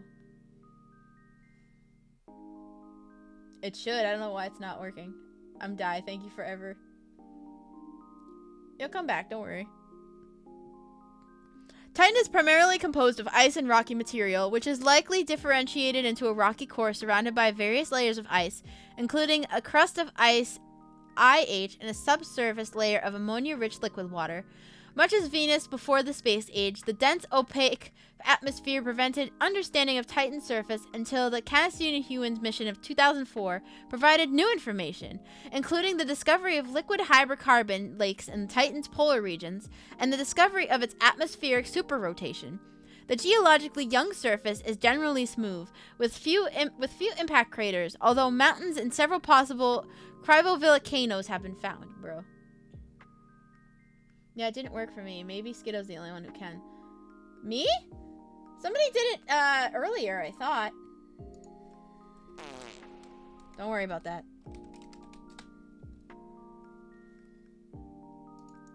Don't worry about the fart. It's fine. The atmosphere of Titan is largely nitrogen. There you go. There's your battle royale. Fight! The atmosphere of Titan is largely nitrogen. Minor components lead to the formation of methane and ethane clouds and heavily organonitrogen haze. The climate, including wind and rain, creates surface features similar to those on Earth, such as dunes, rivers, lakes, and seas, probably liquid methane and ethane, and deltas, and it is dominated by seasonal weather patterns as on Earth. With its liquids, both surface and subsurface, and robust nitrogen atmosphere, Titan's methane cycle bears a striking similarity to Earth's water cycle, albeit much lower temperature, about 94 K, which goes negative 179 C and negative 290 Fahrenheit. Due to these factors, Titan has been described as the most Earth-like celestial object in the solar system. Let's go. Wow, they get dropped from a plane. They do. Who won? Mystic Mark won! Congrats! You won the Battle Royale! Good job. You get 500 gold! Dang, I got taken out by Dino Dad. Yeah, you got 500 gold for winning the Battle Royale. That's pretty wild. That's chilly, I'll bring my jacket. Yeah, make sure you bring your jacket to Titan. That's crazy.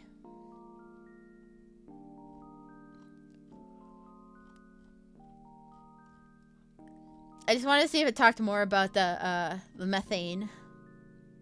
This is a lot to read about Titan.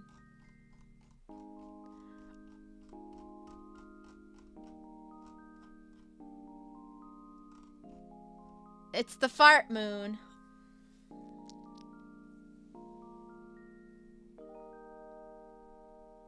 Okay. Titan was discovered on March 25th, 1655 by the Dutch astronomer Christian Huygens. Huygens was inspired by Galileo's discovery of Jupiter's 4 largest moons in 1610 and his improvements in the telescope technology. Christian, with the help of his other brother, Constantine Hughes Jr., began building telescopes around 1650 and discovered the first observed moon orbiting Saturn with one of the telescopes they built. It was the 6th moon ever discovered after Earth's moon and the Galilean moons of Jupiter. Hi! Thank you so much for becoming a TriceraPal! Tidus became a TriceraPal. Thank you for becoming a TriceraPal. You're really, really awesome and really, really swell. Wait, I actually haven't had to sing this in a while. Hold on. Let me pull it up. I have a special song for the TriceraPals. Give me 1 second. I have to get it. It's been a while since I've had to sing it. Okay, there we go. Thank you for becoming a TriceraPal. You're really, really awesome and really, really swell. I hope you enjoy your perks, including crispy Pop-Tarts.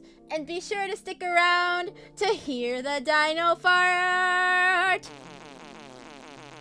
Thank you so much for becoming a TriceraPal! Yay! Woo! No one's been able to buy memberships because people won't stop donating every stream. Fair enough, fair enough. I mean, to be fair, this stream was different because you guys are trying to unlock all the different sound bits that I have.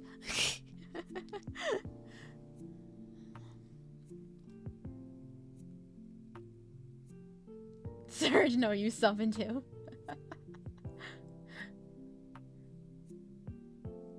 Okay.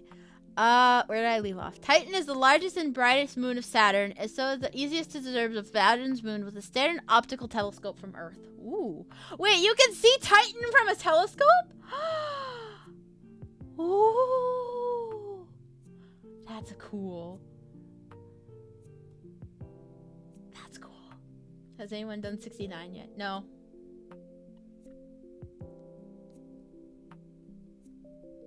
$69 is an option? I told you guys there were meme ones. Guess we were buying a telescope. Yes! Oh my god, I've wanted a telescope for a while. They're just like super expensive. They're way too expensive to buy right now anyway. I would love a telescope. That would be so cool to like just look up at the stars and like look at the planets and stuff through a telescope. That would be amazing. I've wanted one for like forever, but they're just too expensive. It must not be a thing on mobile. I don't see a 69 option. You should be able... Oh, maybe. I don't know if you can do... On mobile, I don't know if you can do a custom number. I know you can on desktop. Man. That's rough. The name Titan... Oh, wait. Huygens Huygens discovered he named his discovery Saturni Luna, Latin for moon of Saturn. Wow, that's original. Publishing the 1655 tract De Sonata Luna Observia Nova, a new observation of Saturn's moon. After Giovanni Domenico Cassini published his discoveries of 4 more moons in Saturn between 1763 and 1686, the astronomers fell into the habit of referring to these and Titan as Saturn 1 through 5, with Titan then in the 4th position. Other early epithets of Titan include Saturn's ordinary satellite. The International Astronomical Union officially numbers the Titan as Saturn 6. No, 4. That's Saturn 4. Wheeze. Gotta go. No! Okay. Stay safe, Dino Dad.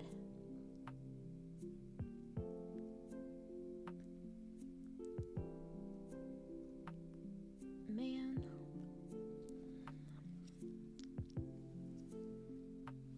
Hope you come back before the stream ends. Titan orbits Saturn once every 15 days and 22 hours.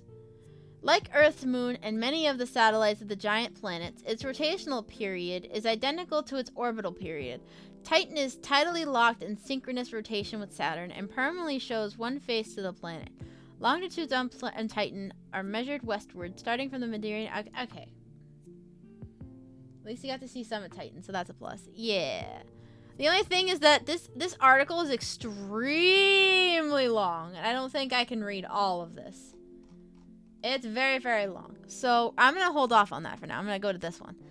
Toilet paper orientation. That's a lot of moon lore. It is. So that's why we're gonna continue on. We're going to do toilet paper rotation. This is the next one. Toilet paper rotation. Alright, guys. Over.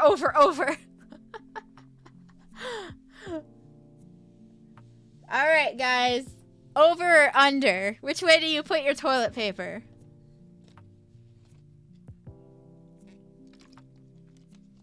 If anyone here is under, we have a beef, I'm afraid.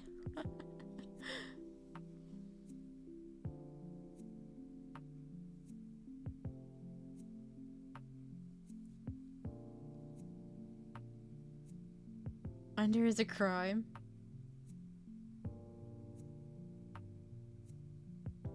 It's either over or you'll be 6 feet under. Oh, God.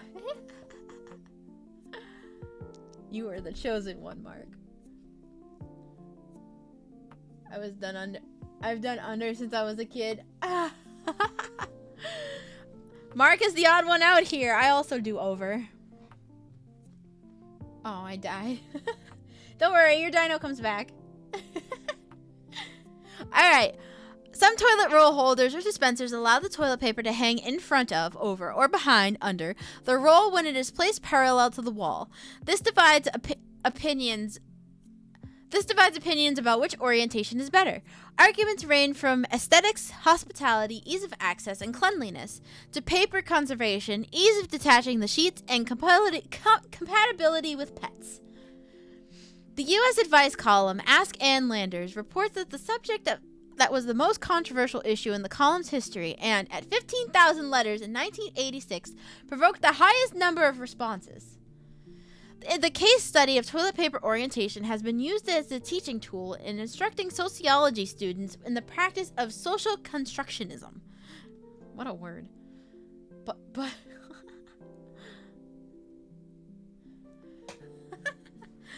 Oh, Mark. Poor thing. Alright. The main reasons given by the people to explain why they hang their toilet paper given way are ease of grabbing and habit. The over position reduced the risk of accidentally brushing the wall or cabinet with one's knuckles, potentially transferring grime and germs, making it easier to visually locate and to grasp the loose end. It gives the opinion to fold over the last sheet to show the room has been cleaned, and it is generally the intended direction of viewing for the manufacturer's branding, so that patterned toilet paper looks better this way. Interesting. The under position provokes a more tidy appearance, in that the loose end can be more hidden from the view, reduces the risk of a toddler or a house pet, such as a cat, unrolling the paper when batting at the roll, and in a recreational vehicle may reduce unrolling during driving. Whoa, dinosaurs are flying. Grime, huh? Like you were working on an engine block on the throne? I guess so. It sounds that way, doesn't it? I could really make people crazy and figure out how to do both with the same roll. You could! Figure out both. Make it easy on yourself. What if you just stab the roll? True. Just stab it and just have, like, just stab it, like... just have the toilet paper just, like, in the middle. Craziness. Everyone's happy. The forbidden technique of splitting a 2-ply in half.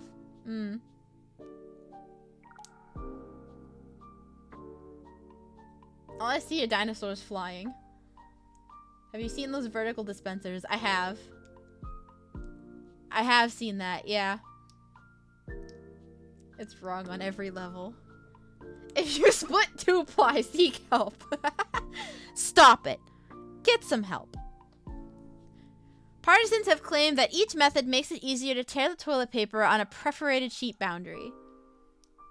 The overposition is shown in illustrations with the first patents for a free-hanging toilet hole roller issued in 1891. Various toilet paper dispensers are available which avoid the question of over and under orientation.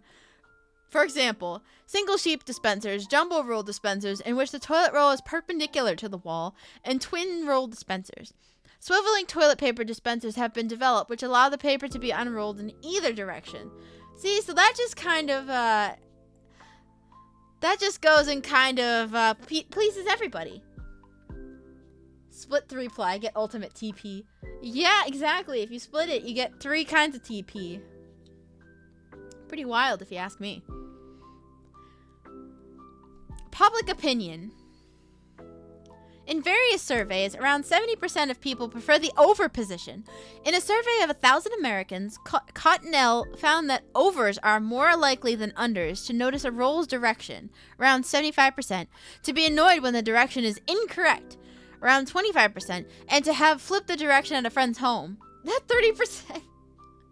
Just going around and flip your toilet paper in your friend's house. The same claim is made by James Buckley's The Bathroom Companion for people older than 50. Toilet paper orientation is sometimes mentioned as a hurdle for married couples. Bruh. The issue may also arise in businesses and public places. At the Edmonton Scott Research Station at the South Pole, complaints have been raised over which way to install toilet paper. It is unclear if one orientation is more economical than the other. The Orange County Register attributes a claim to the Planet Green that over saves on paper usage. I'll correct their mistake. I would flip and be a hero from my friends. There you go. Be a hero. Oh, I picked lock on public toilet dispensers and flipped them around to correct. That's amazing. Picking locks to fix the toilet paper. Picking locks to save lives. One piece of toilet paper at a time. Amazing. There are 2 kinds of people. 1, people who hate it when people have paper in the under position, and 2, people who don't know the other people exist. True. So true.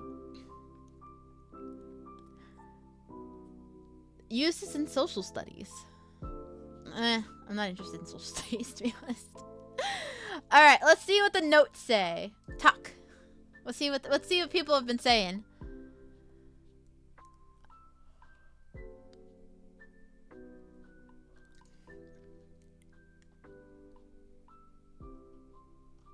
Cats in the household suggestion. No mention is made of cats and the necessity of the underposition for prevent piles of TP on the floor. On the other paw, so many citations, notes, and further reading entries are ref to the press releases that WikiKing cutting machina may be necessary. Bruh.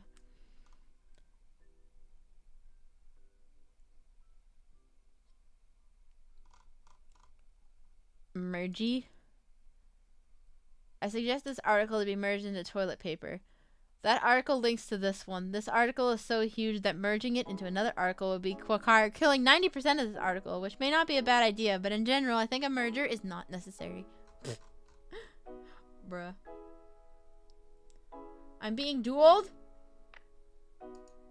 Oh my goodness.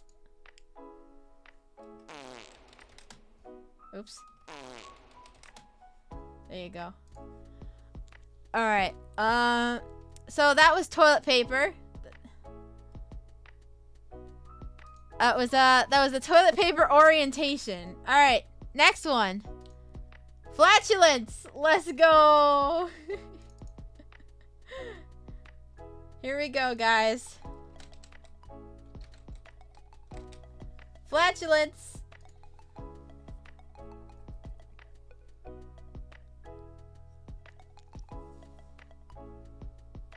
Alright, here we go.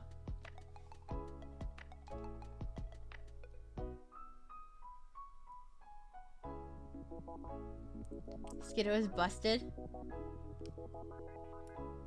How am I busted? What happened? I'm confused. What did I do?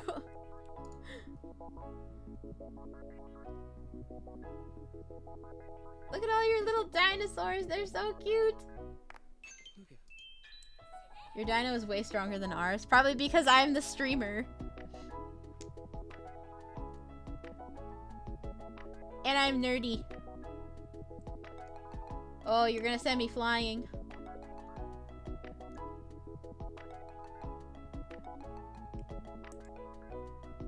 Goodbye, me.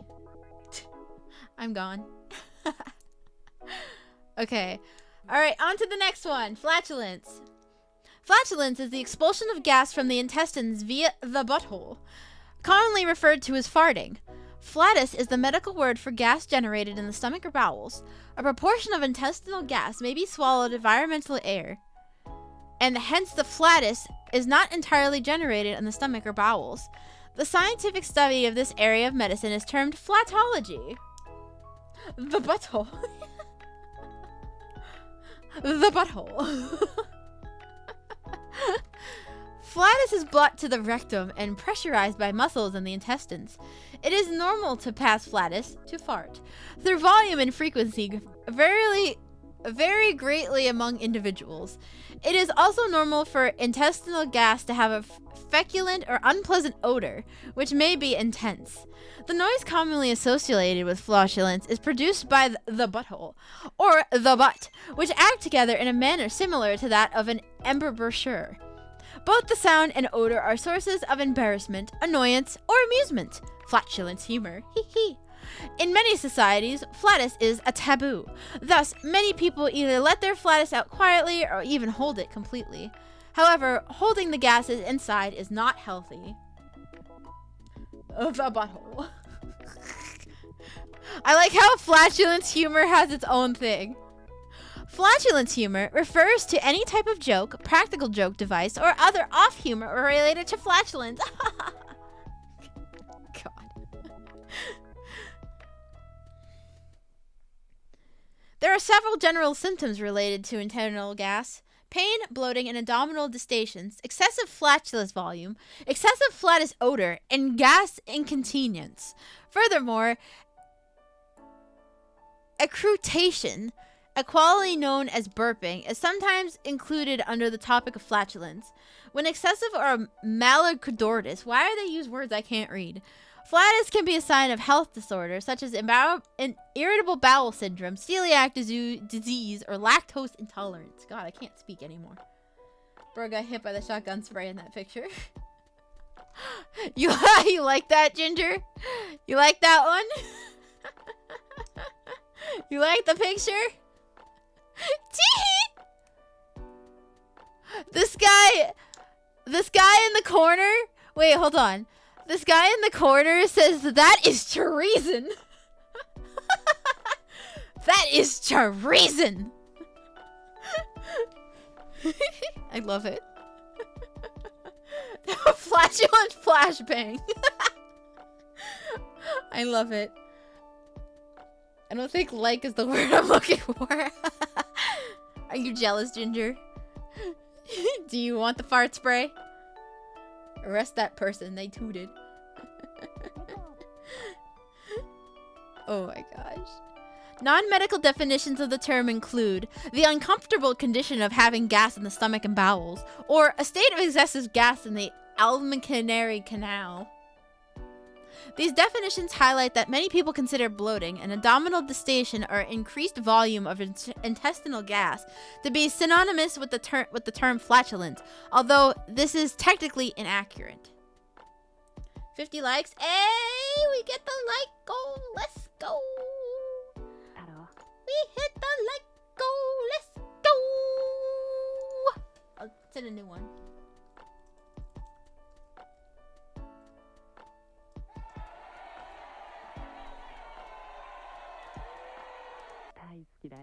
There we go. 69 likes. Nice. Oh yeah, your boss really let it rip this morning. I had to walk away when I heard it. Never saw that coming. I got sprayed at work. I've had enough. Bruh. What did you do to my lunchbox, Surge? Signs and symptoms. Generally speaking, there are four different types of complaints that relate to intestinal gas, which may present individually or in combination. Bloating and pain. Patients may complain of bloating as abdominal indigestion, discomfort, and pain from trapped wind. In the past, functional bowel disorders such as irritable bowel syndrome that produce symptoms of bloating were attributed to increased production of intestinal gas. However, three significant pieces of evidence refute this theory. First, in normal subjects, even very high rates of gas infusion to the small intestine is tolerated without complaints of pain or bloating and harmlessly passed as flatus per rectum. Bruh. The butthole. Did you just completely skip the clinical term section? Wait, I think I read it. Oh no, I didn't. I lied. I did skip it. Sorry. Non-medical definitions of the term include the... Oh wait, I did read that. Colloquially, flatulence may be referred to as farting, pumping, trumping, blowing off, pooting, passing gas, breaking wind, backfiring, or simply, in American language, gas, or British English, wind. Derived terms include vaginal flatulence, otherwise known as a queef.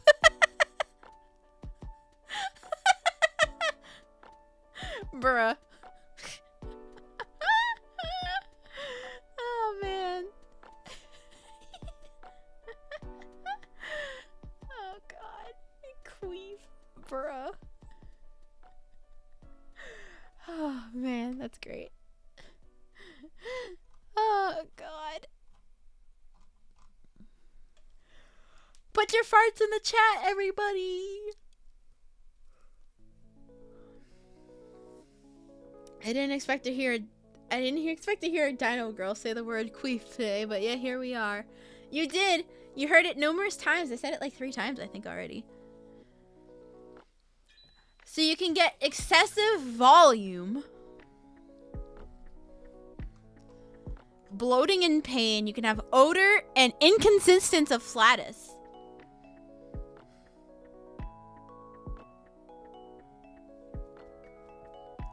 Sorry, I'm trying to... This is also a very long, one. Why do they have such a long Wikipedia article on farting? Are you familiar with Mr. Methane? Yes, I am. I actually am familiar with Mr. Methane. He is top dog. What am I hearing? Hi, girl. We're talking about flatulence right now. I'm reading an article on flatulence to my chat.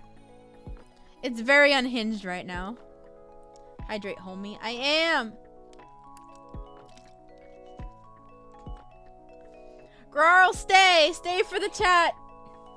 He came for the farts, but he stayed for the vibe. Girl, do you want to hear yourself? Wait, no, girl, stay. Do you want to hear yourself? Bet. Hold on, I have to remember which one it is. It's this one. I'm gonna pause this for a second.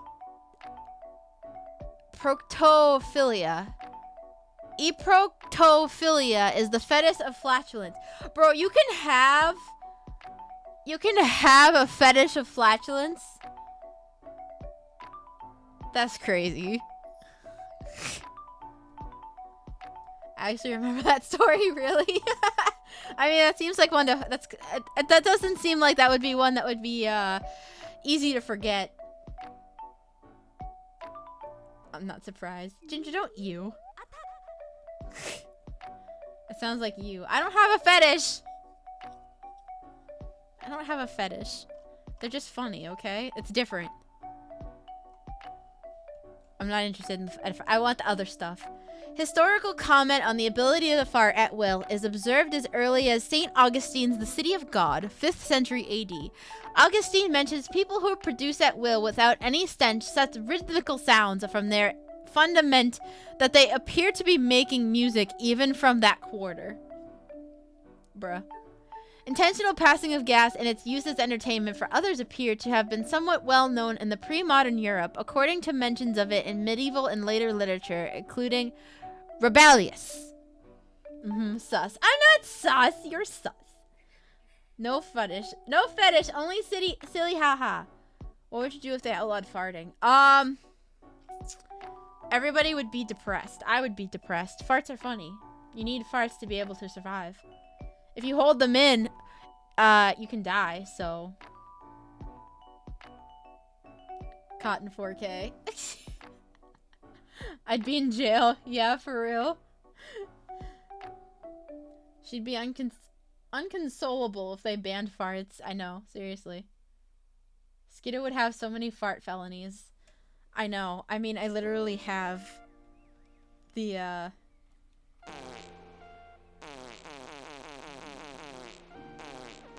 Hood on, hood off, hood on, hood off, hood on, hood off, hood on, hood off. Bad choice having that also be my toggle. Fart lonies, if you will. Bruh. Hi there. Hi, Al. Welcome to the stream. Hood jump scare. Heck yeah. Oh, man. Le Petoman, the fartomaniac, was a famous French performer in the 19th century who, as well as many professional farters before him, did flatulence impressions and held shows. The performer Mr. Methane carries on Le Petroman's tradition today.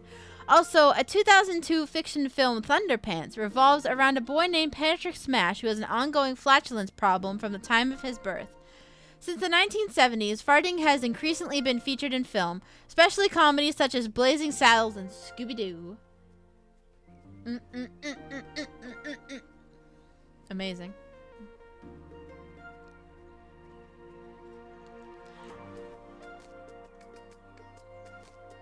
In Islam, flatulence, if audible or odorous, invalidates wudu. Abolition of ritual purity. If the person who passed gas suffered from OCD about passing wind. What? However, in normal cases, flatulence, even if inaudible or odorless, nullifies ritual abolition if the person is certain that he or she has passed gas. I'm sorry, what? Raggy, I wrote it. Yes, they use his farts to launch a space rocket to the moon. Woo! That sounds amazing. Are we really reading about farts? We are. I'm almost done, though. I want to move on to the next one in a second. Launching a rocket to space with farts. Now that is something. I agree. I agree. People find other people's flatus unpleasant, but are unfazed by, and many even enjoy, the scent of their own. Do you guys enjoy the scent of your own farts? Everybody loves their own brand. While there has been a little research carried out upon the subject, some speculative guesses have been made as to why this might be so. For example, one explanation for this phenomenon is that people are very familiar with the scent of their own flatus, and that and that survival in nature may depend on the detection of and reaction to foreign scents.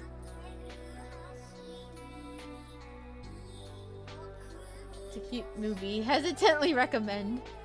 That's a good dino. No. The first one was the only non-fart or bathroom related. I mean, no, Titan is not technically bathroom related. Mine don't stink. Cough. I wouldn't say I enjoy it, but it doesn't bother me.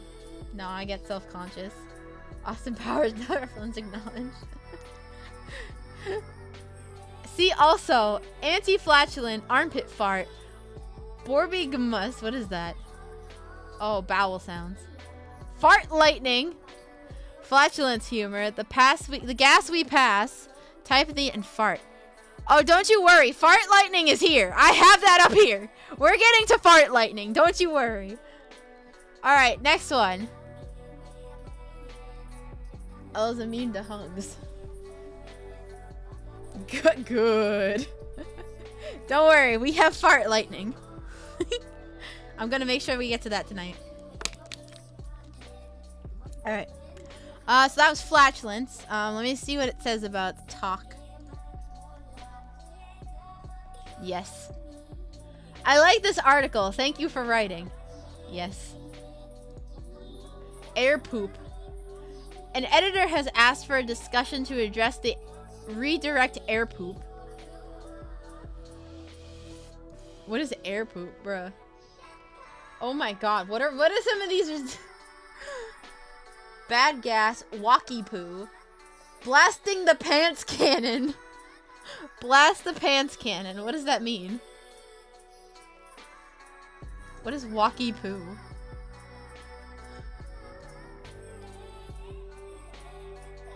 It's a flatulent sound? Bruh. Excuse me, I must blast my bed. Excuse me. Pardon me for a second. I hate to intrude the stream, but I must blast the pants cannon. If you would, please excuse me. Bruh. The pants cannon is great. I just realized the dinosaurs there is us. Yeah, you guys have dinosaurs. Pants cannon, doggo. Blast the pants cannon. If you would excuse me for just a moment, kind chat. I hate to break the bad news to you, but I have to go blast the pants cannon. It may take 5 to 10 minutes, but it's okay. I have to just go take care of some business. I'll be right back. 5 minutes later. Okay, I am back, chat. Thank you so much for allowing me to blast the pants cannon. You guys are the best chats that I could have. God. This is weird. Chicken fart! I don't know what a chicken fart is, but it's there. Bad gas. Walkie poo. Bean odor due to undigested animal glucides. I'm gonna see if I can clip that one later. Go for it. Frequently actuated rectal tremor, bruh. Excuse me, I just had a... I just... Excuse me, chat. If you would just hold on just a second. I just had a tremor from the butthole. If you could hold on just a moment. If you could just give me just a tiny moment. So I can just take care of this tremor that is happening in my butthole.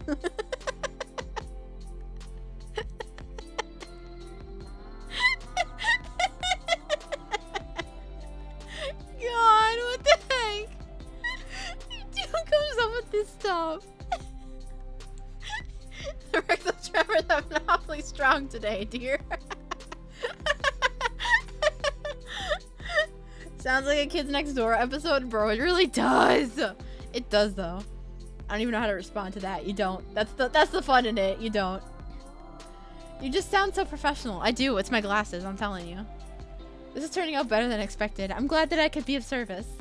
Oh no, the rectal tremor is clocked in at 9 on the Richter scale. I'll have to go and accumulate my rectal tremor now. Excuse me. Have you noticed the acronym yet? Wait, what? Wait, what? Oh, frequently active fart. I get it. I get it. The stream of all time. What am I listening to? Me be unhinged. Is it unusual? No.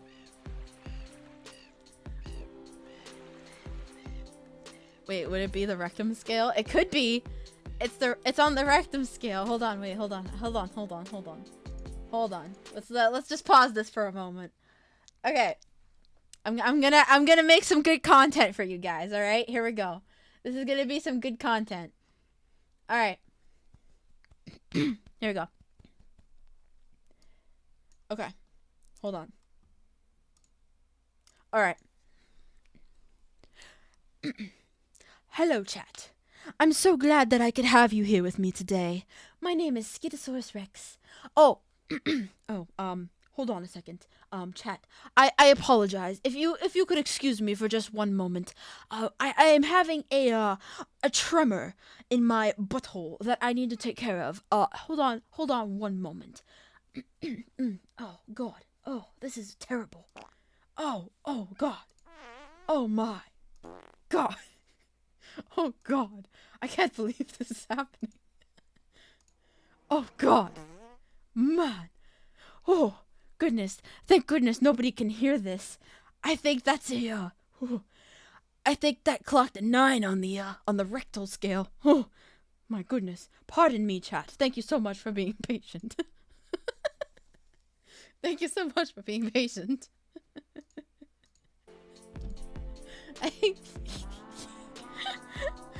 Oh, man. This is my Kamiyoshi, folks. Watch out. Wireless microphone problems. Oh, yes. The fart. What did I join to? Me being unhinged. Oh, my God. Things you just never expect your daughter to say. Alright, you know what? Well, since we're on the topic of it, I feel like I should lead on with fart lightning. Okay.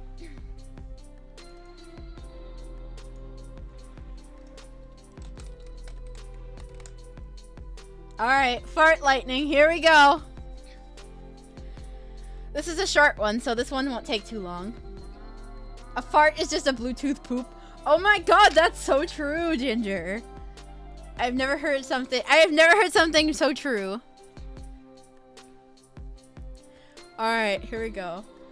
I'm probably gonna disturb half the people watching. The fact that there are still like 25 of you watching is just as I don't even understand. I'm super sleepy, so I need to head to bed. Have fun. We'll try and make it Friday, but I have tickets to a movie. We'll have the festival. Okay, bye, Mark. Have a good night. Sleep well. Bye-bye. Wireless poop technology has gone too far. I know. We must stop. We must stop Jeff Bezos.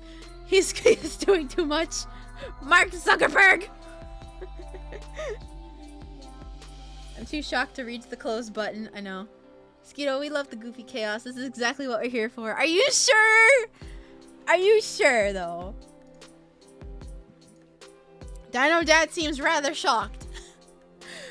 Alright, let me read on about fart lightning. I just got here. Don't think you can make me leave that easily. Good, cause you just joined for some fun. Alright, here we go. Fart lightning, known as pyroflatulence or flatus ignition, is the practice of igniting the gases produced by flatulence. The resulting flame is often a blue hue, hence the act of being known colloquially as the blue angel, the blue dart, or in Australia, a blue flame. The fact that a flatus is flammable and the actual combustion of it through its practice gives rise to much humorous decoration. Other colors of flame, such as orange and yellow, are possible depending upon the mixture of gases formed in the colon. Whew. Man, oh man. What a time to be alive. In 1999, author Jim Dawson observed that fart lightning has been a novelty practice primarily among young men or college students for decades and is discouraged for its potential for causing harm. I'd like to mention that this is something that men do. This is a men thing. This is a men thing. Men do this. Men. The male. That sounds way too majestic for something like a fart. I know, it really does, doesn't it? Can you imagine somebody being like, hey, I just did a blue angel. And then somebody going, wow, that sounds majestic. What is that? Fart lightning.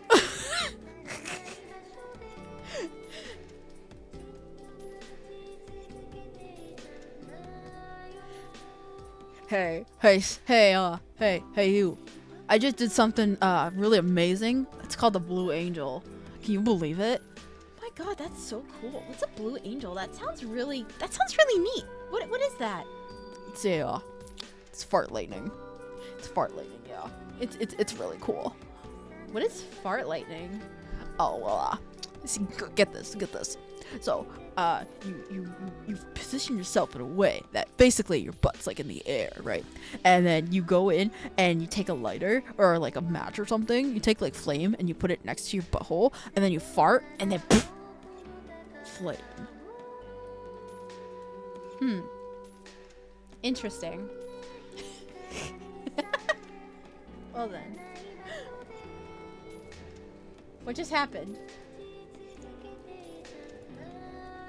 Oh, I guess you guys started a battle. I forget what movie, but guys had a club of doing that, and they called themselves the Knights of the Blue Flame. Of course. Of course. Blue Angel is how I would describe Skiddo. Oh, I'm fart lightning to you. Thank you. That's so nice. That's so kind of you.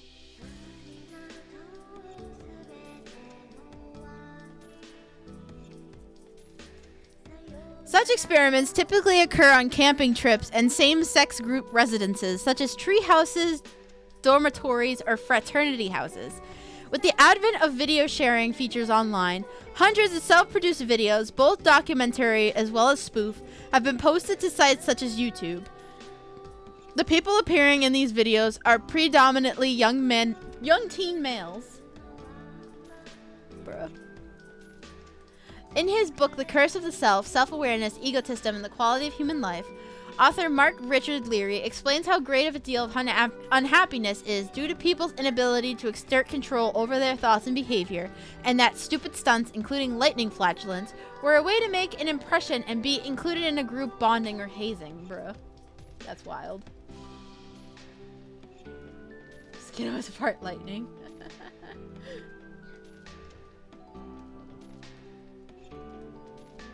I see basketball happening.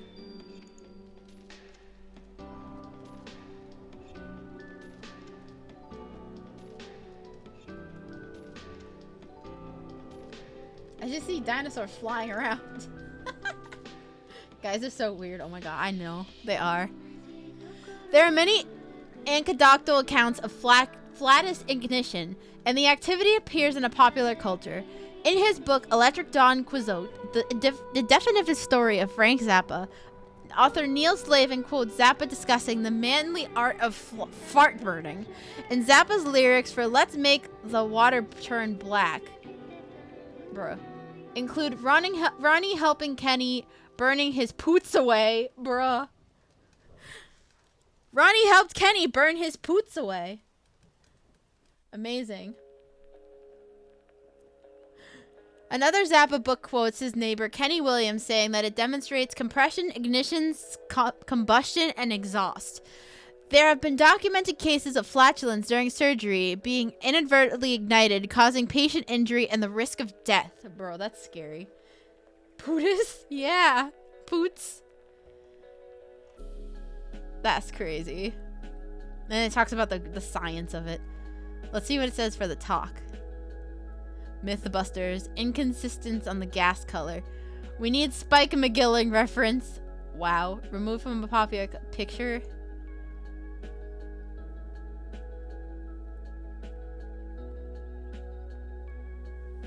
So wants someone want to take a pic so we can remove the pic tag at the top, or movie references. 1981 movie Caveman. I think the references in popular culture section needs a reference to the lit fart scene in the 1981 movie Caveman with Ringo Starr, Barbara Bach, Shelley Long, and John Mucinak. Mucinak, whatever. However you say it. US bias. Come on now.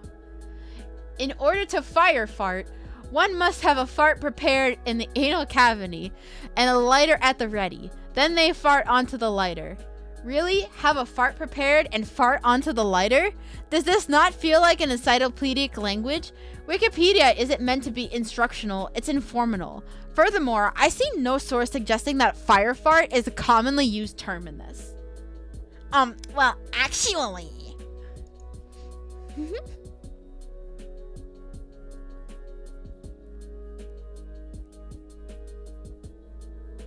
How do you prepare a fart? I know. That's a good one. I don't know. Have a fart at the ready. In my humble opinion, this does not belong in Wikipedia. Wait, hold on. Let me get my Karen voice. In my humble opinion, this does not belong in Wikipedia. It is frivolous, juvenile, and wholly in conflict with Wikipedia's mission on providing a serious reference tool. Let's have some discussion on this. Do you agree? Disagree? I can't find a specific Wikipedia policy that prohibits an article like this, but let's use common sense, people. Yes, you found some references to this crude topic, including some on YouTube, but that doesn't mean it merits as an article. What a Karen. Making an awesome. Nerd. After some Google searching, I can't find a single instance of the phrase making an awesome used to describe fart lightning if I exclude content that is quoting or plagiarizing Wikipedia. It is also not listed in Urban Dictionary, which is reasonably strong negative evidence. If this claim is so dubious and suggestive of vandalism that I'm going to remove it outright rather than adding a citation needed marker. If somebody out there feels this is really common term, feel free to add it back, but not without a reference.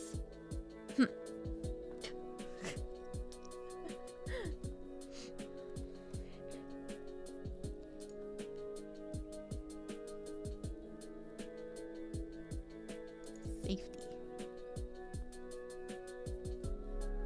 There should be an expanded section on safety, particularly pointing out the hazards of ignition of pubic hair, clothing, and internal anal burns, and the potential for the flame to extend to some distance, igniting surroundings, particularly bedding, curtains, Christmas trees, and furniture upholstery.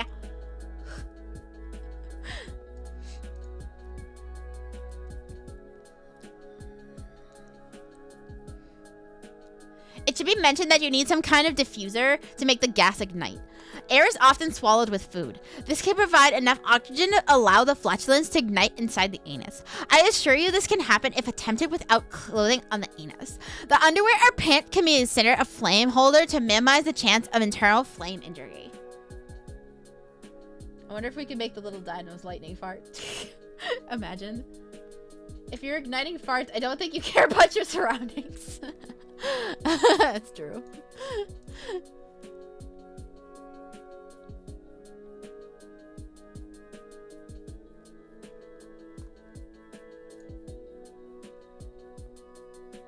All right.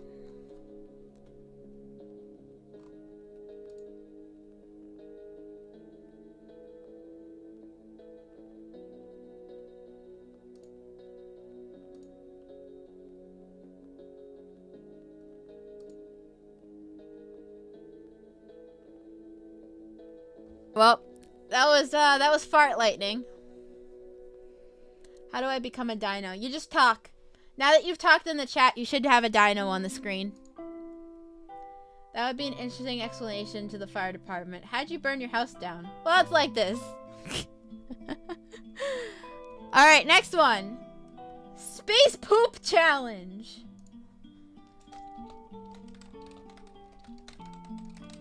I would like to just point out I did not find these. These are all ones that you guys found. You guys found all these.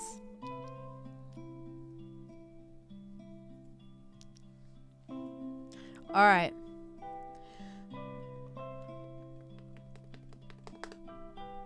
You did this to yourselves, yes. I sure didn't find these, no. Some of the other lovely people in the Discord did. The Dynamites really have a certain brand of humor. The heck you mean, Messy? I'm innocent. Uh-huh. This one's very short, so this one won't take long. Well, some of us found nice fun things that are not related to bodily functions. Mm-hmm. The Space Poop Challenge was a 2016 contest sponsored by NASA for new designs of the space toilet systems for use in spacesuits. The contest requests proposed situations for fecal, urine, and menstrual management systems to be used in the crew's launch and entry suits over a continuous duration of up to 144 hours. NASA! The contest was won by Dr. Thatcher Carden. The Space Poop Challenge. Amazing. See also Space Toilet. Got a great idea for dealing with poop in a spacesuit? Let NASA know it. Wikipedia reading. This was last edited 19 days ago. Reminded me of the NASA people. They should have streams tested with the Taco Bell and Chipotle in one go, bro. 144 hours is a long time. That it is. Alright, let's pick something a little bit more. We're gonna go with, not this one. We're gonna go with the boop boops. We're gonna talk about the boops boops now.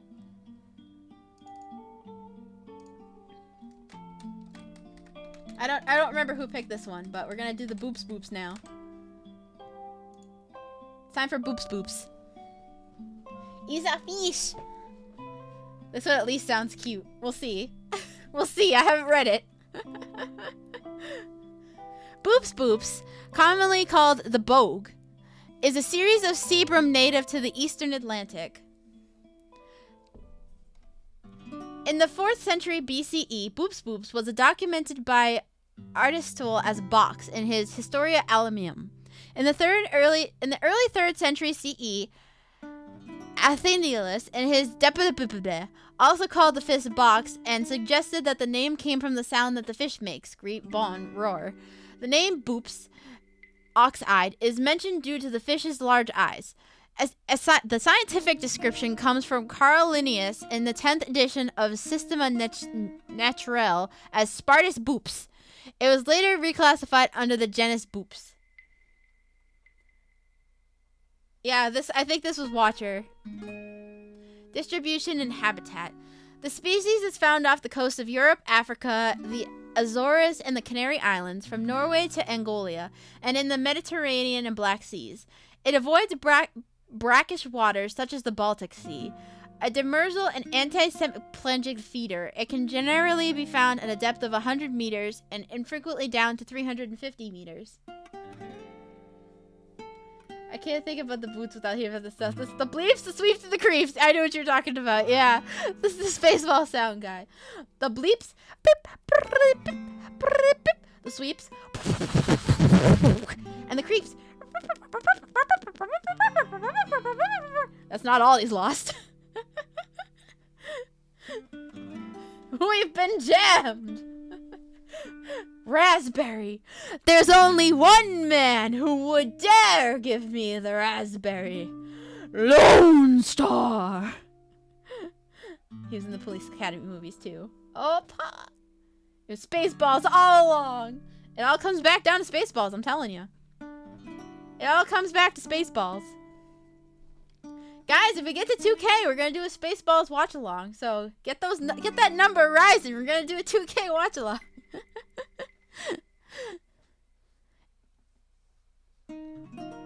Who made that man a gunner? I did, sir. He's my cousin. The numbers really rose today. That they did. They rose overnight pretty fast. Dino Dad raised her right. Heck yeah. Spaceballs is my favorite movie. It consumes seaweed, crustaceans, and some plankton in schools that rise to the surface at night.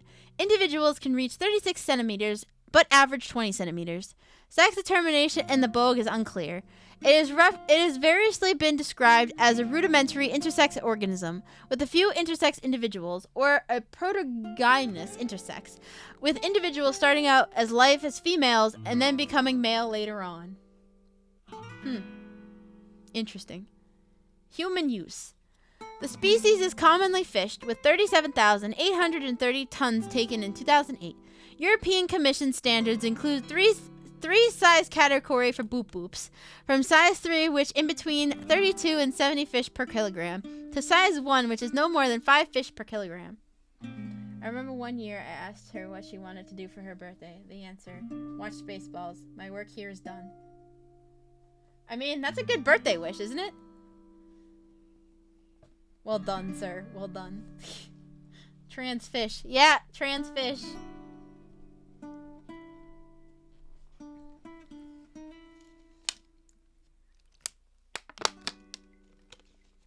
When clean and pan-fried, broiled or baked fresh, they are good tasting, but when stored, their gut flora spoon spread unpleasant flavors to their flesh. Ew. I like the trans fish. I'll put that over there. I have my other bottle that I can open. Okay. Their shelf life is limited when stored at freezing, 0 degrees Celsius for a week, or slightly above freezing for 2 to 4 days. The taste after cooking becomes of unacceptable quality. Much of the catch is used for fish meal or tuna fishing bait. Boop boops have been used as an indicator of microplastic pollution in the Mediterranean Sea. Oh no, parasites. The bogue is host to a wide variety of parasites, ranging from metazoans, such as monogelian flatworms and, oh god, I don't even know how to say this, spiny-headed worms, nematode roundworms, isopod and copepod crustaceans, and myozoan to their unicellular dinoflagellate, a parasite lethal to eggs developing in ovaries. At least 67 metazoan parasite species have been reported from the species. In the aftermath of 2002 Prestige oil spill, the community of parasitic species inhabiting bogue caught off the coast of Spain was notably altered. Bruh. The poor boop boops. The poor boop boops. Boop boops in a bucket! It's important to keep that. I strongly support the Boop Boops in a Bucket platform, as I have laughed at this name for a solid 10 minutes now. I further propose that perhaps someone might be able to locate a picture of big Boop Boops between buckets. Ideally, photographed in a location starting with B. Amazing. Boop Boops in a Bucket in Belgium. Belgium Boop Boops in a Bucket. Bucket Boop Boops is gone. Can someone add it back in? This is vital to me and to science as a whole. Oh no, the Boop Boops! Look at this graph! The bucket is the only visual cue in the photo for judging the size of the fish. Without its mention, a reader might assume this fish is in a larger plastic basin and misjudge the species size to be larger than it really is. Boop Boops in a bucket is concise, useful to the reader, and should be kept. Yes. The bucket is a visual cue for the photo judging the size of the fish, making it very important. I can't believe this was removed. Having just found this, I honestly think Boop Boops in a bucket is fine. It is not incorrect in any way and strictly more informative than the alternatives, not including the image or needlessly informal and vague a specimen. I argue that just because something is kind of funny does not mean we should not include it, and just because an edit is mostly made by an IP or unexperienced editors does not mean that it is incorrect, even if it is arguably disruptive. As you appear to be the only one reverting the change, I'd like you input on why it shouldn't stand. And then they said... Now they're fighting about the Boop Boop in a bucket. Bro, there's tea. This T-Rex moving reminded me of the time I was going to work and there was a bunch of people jogging in those T-Rex costumes bouncing heads. I almost drove off the road from laughing. Yes. Boop Boops in a bucket is not only entertaining, but it is more specific and correct. It would pass any scientific publication. Why are you having this weird power trip? I have absolutely no problem bothering admins about the stupidest hill to die on. Try me, bruh. Bro, they're trying to debate if they should have the Boop Boops in a bucket picture or not. That is great. They want to have a public vote.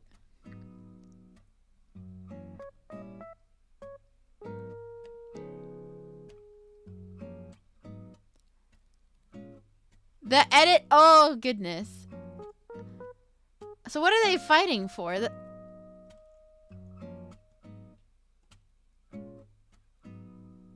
Oh, they're fighting about the caption. They want the caption to be boop boops in a bucket. Option 1, obviously.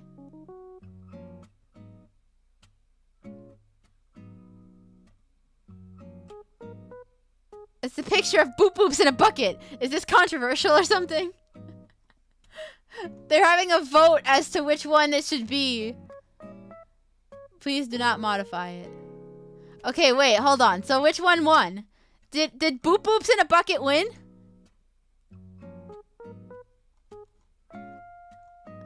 They kept it, put it back! Boop boops in a bucket, let's go! They kept it! Boop boops in a bucket! Hooray! They put it back! Boop boops in a bucket! The internet revolted and they got what they wanted. The fish's name is already Boop Boops, crying out loud. Give them their bucket. I know, for real. Let them have their Boop Boops in a bucket. Oh man, this is great. I'm enjoying this. Boop Boops in a bucket. The internet won. They won their Boop Boops. Okay, the next one. Let's do this one. War of the Bucket.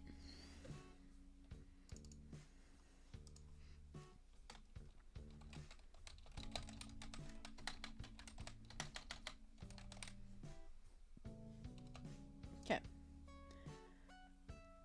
Glory be to the Boop Boops. Yes, I want to be a Boop Boop. I want to be a Boop Boop too.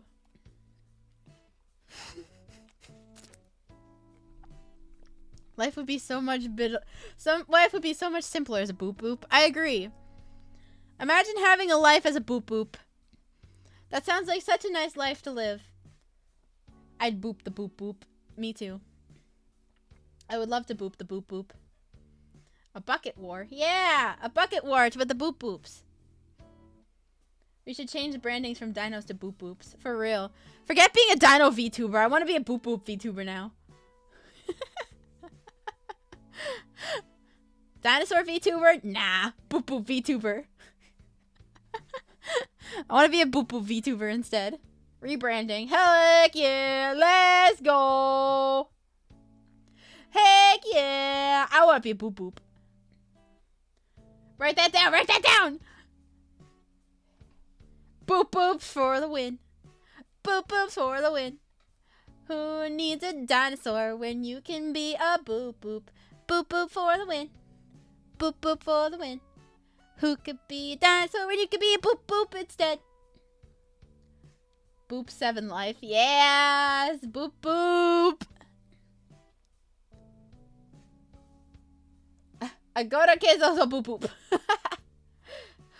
Agora quiero ser boop boop. Have you heard of the bony-eared... What? No, I have not. Nah, I'd boop. So we be boopites. Yeah! Boop! Boop! Boopies! Boopies! Boopies!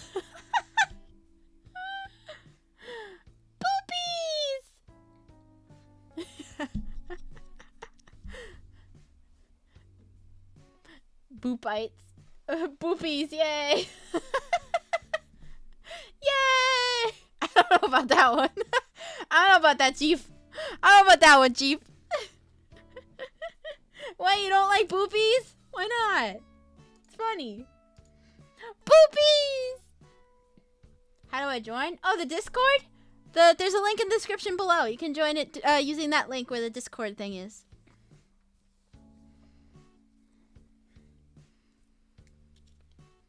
It's under where all my links are.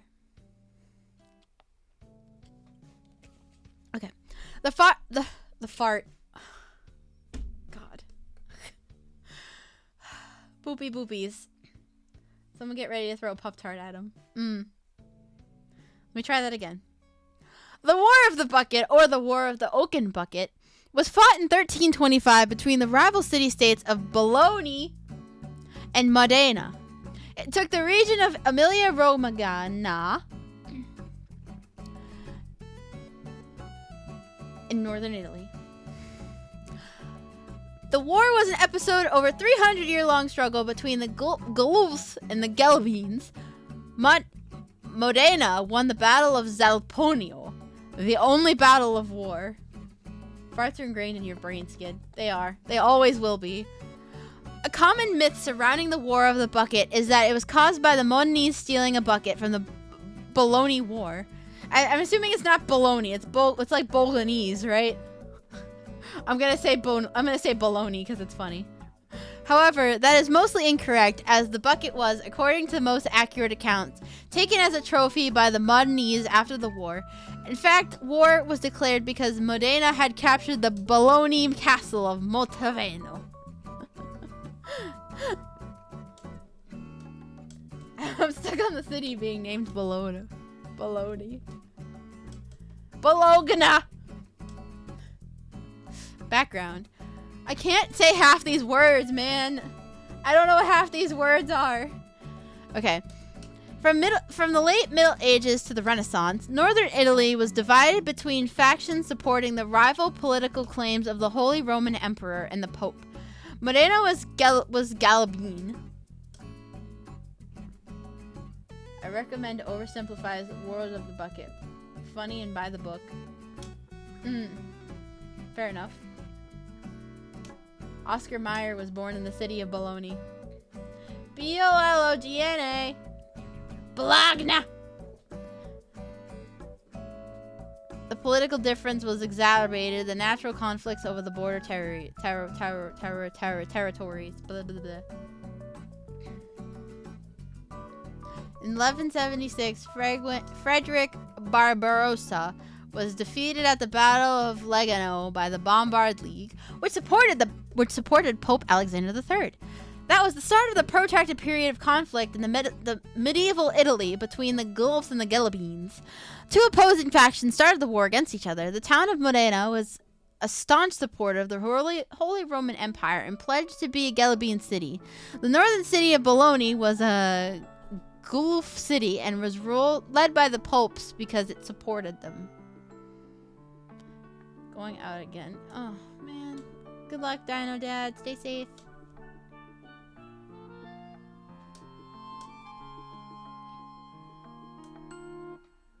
So pronunciation help. Guelphs. Ghibellines. Guelphs and Ghibellines.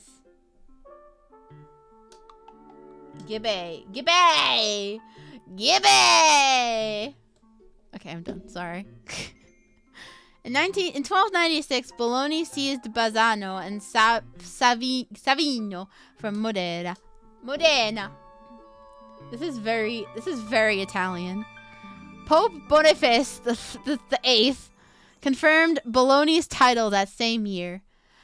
Azzo the Eighth did Este Marchesa Ferrera controlled Modena from 1293 to 1308 and confronted Bologna partly to bolster his lukewarm support among Modena's nobles.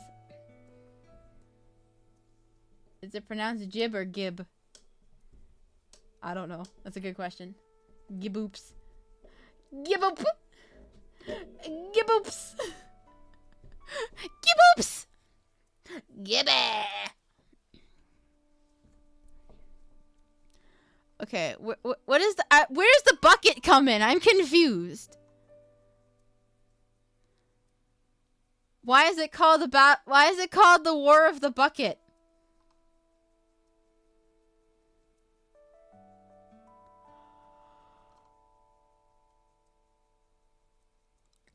Because he took a bucket from the well, bruh.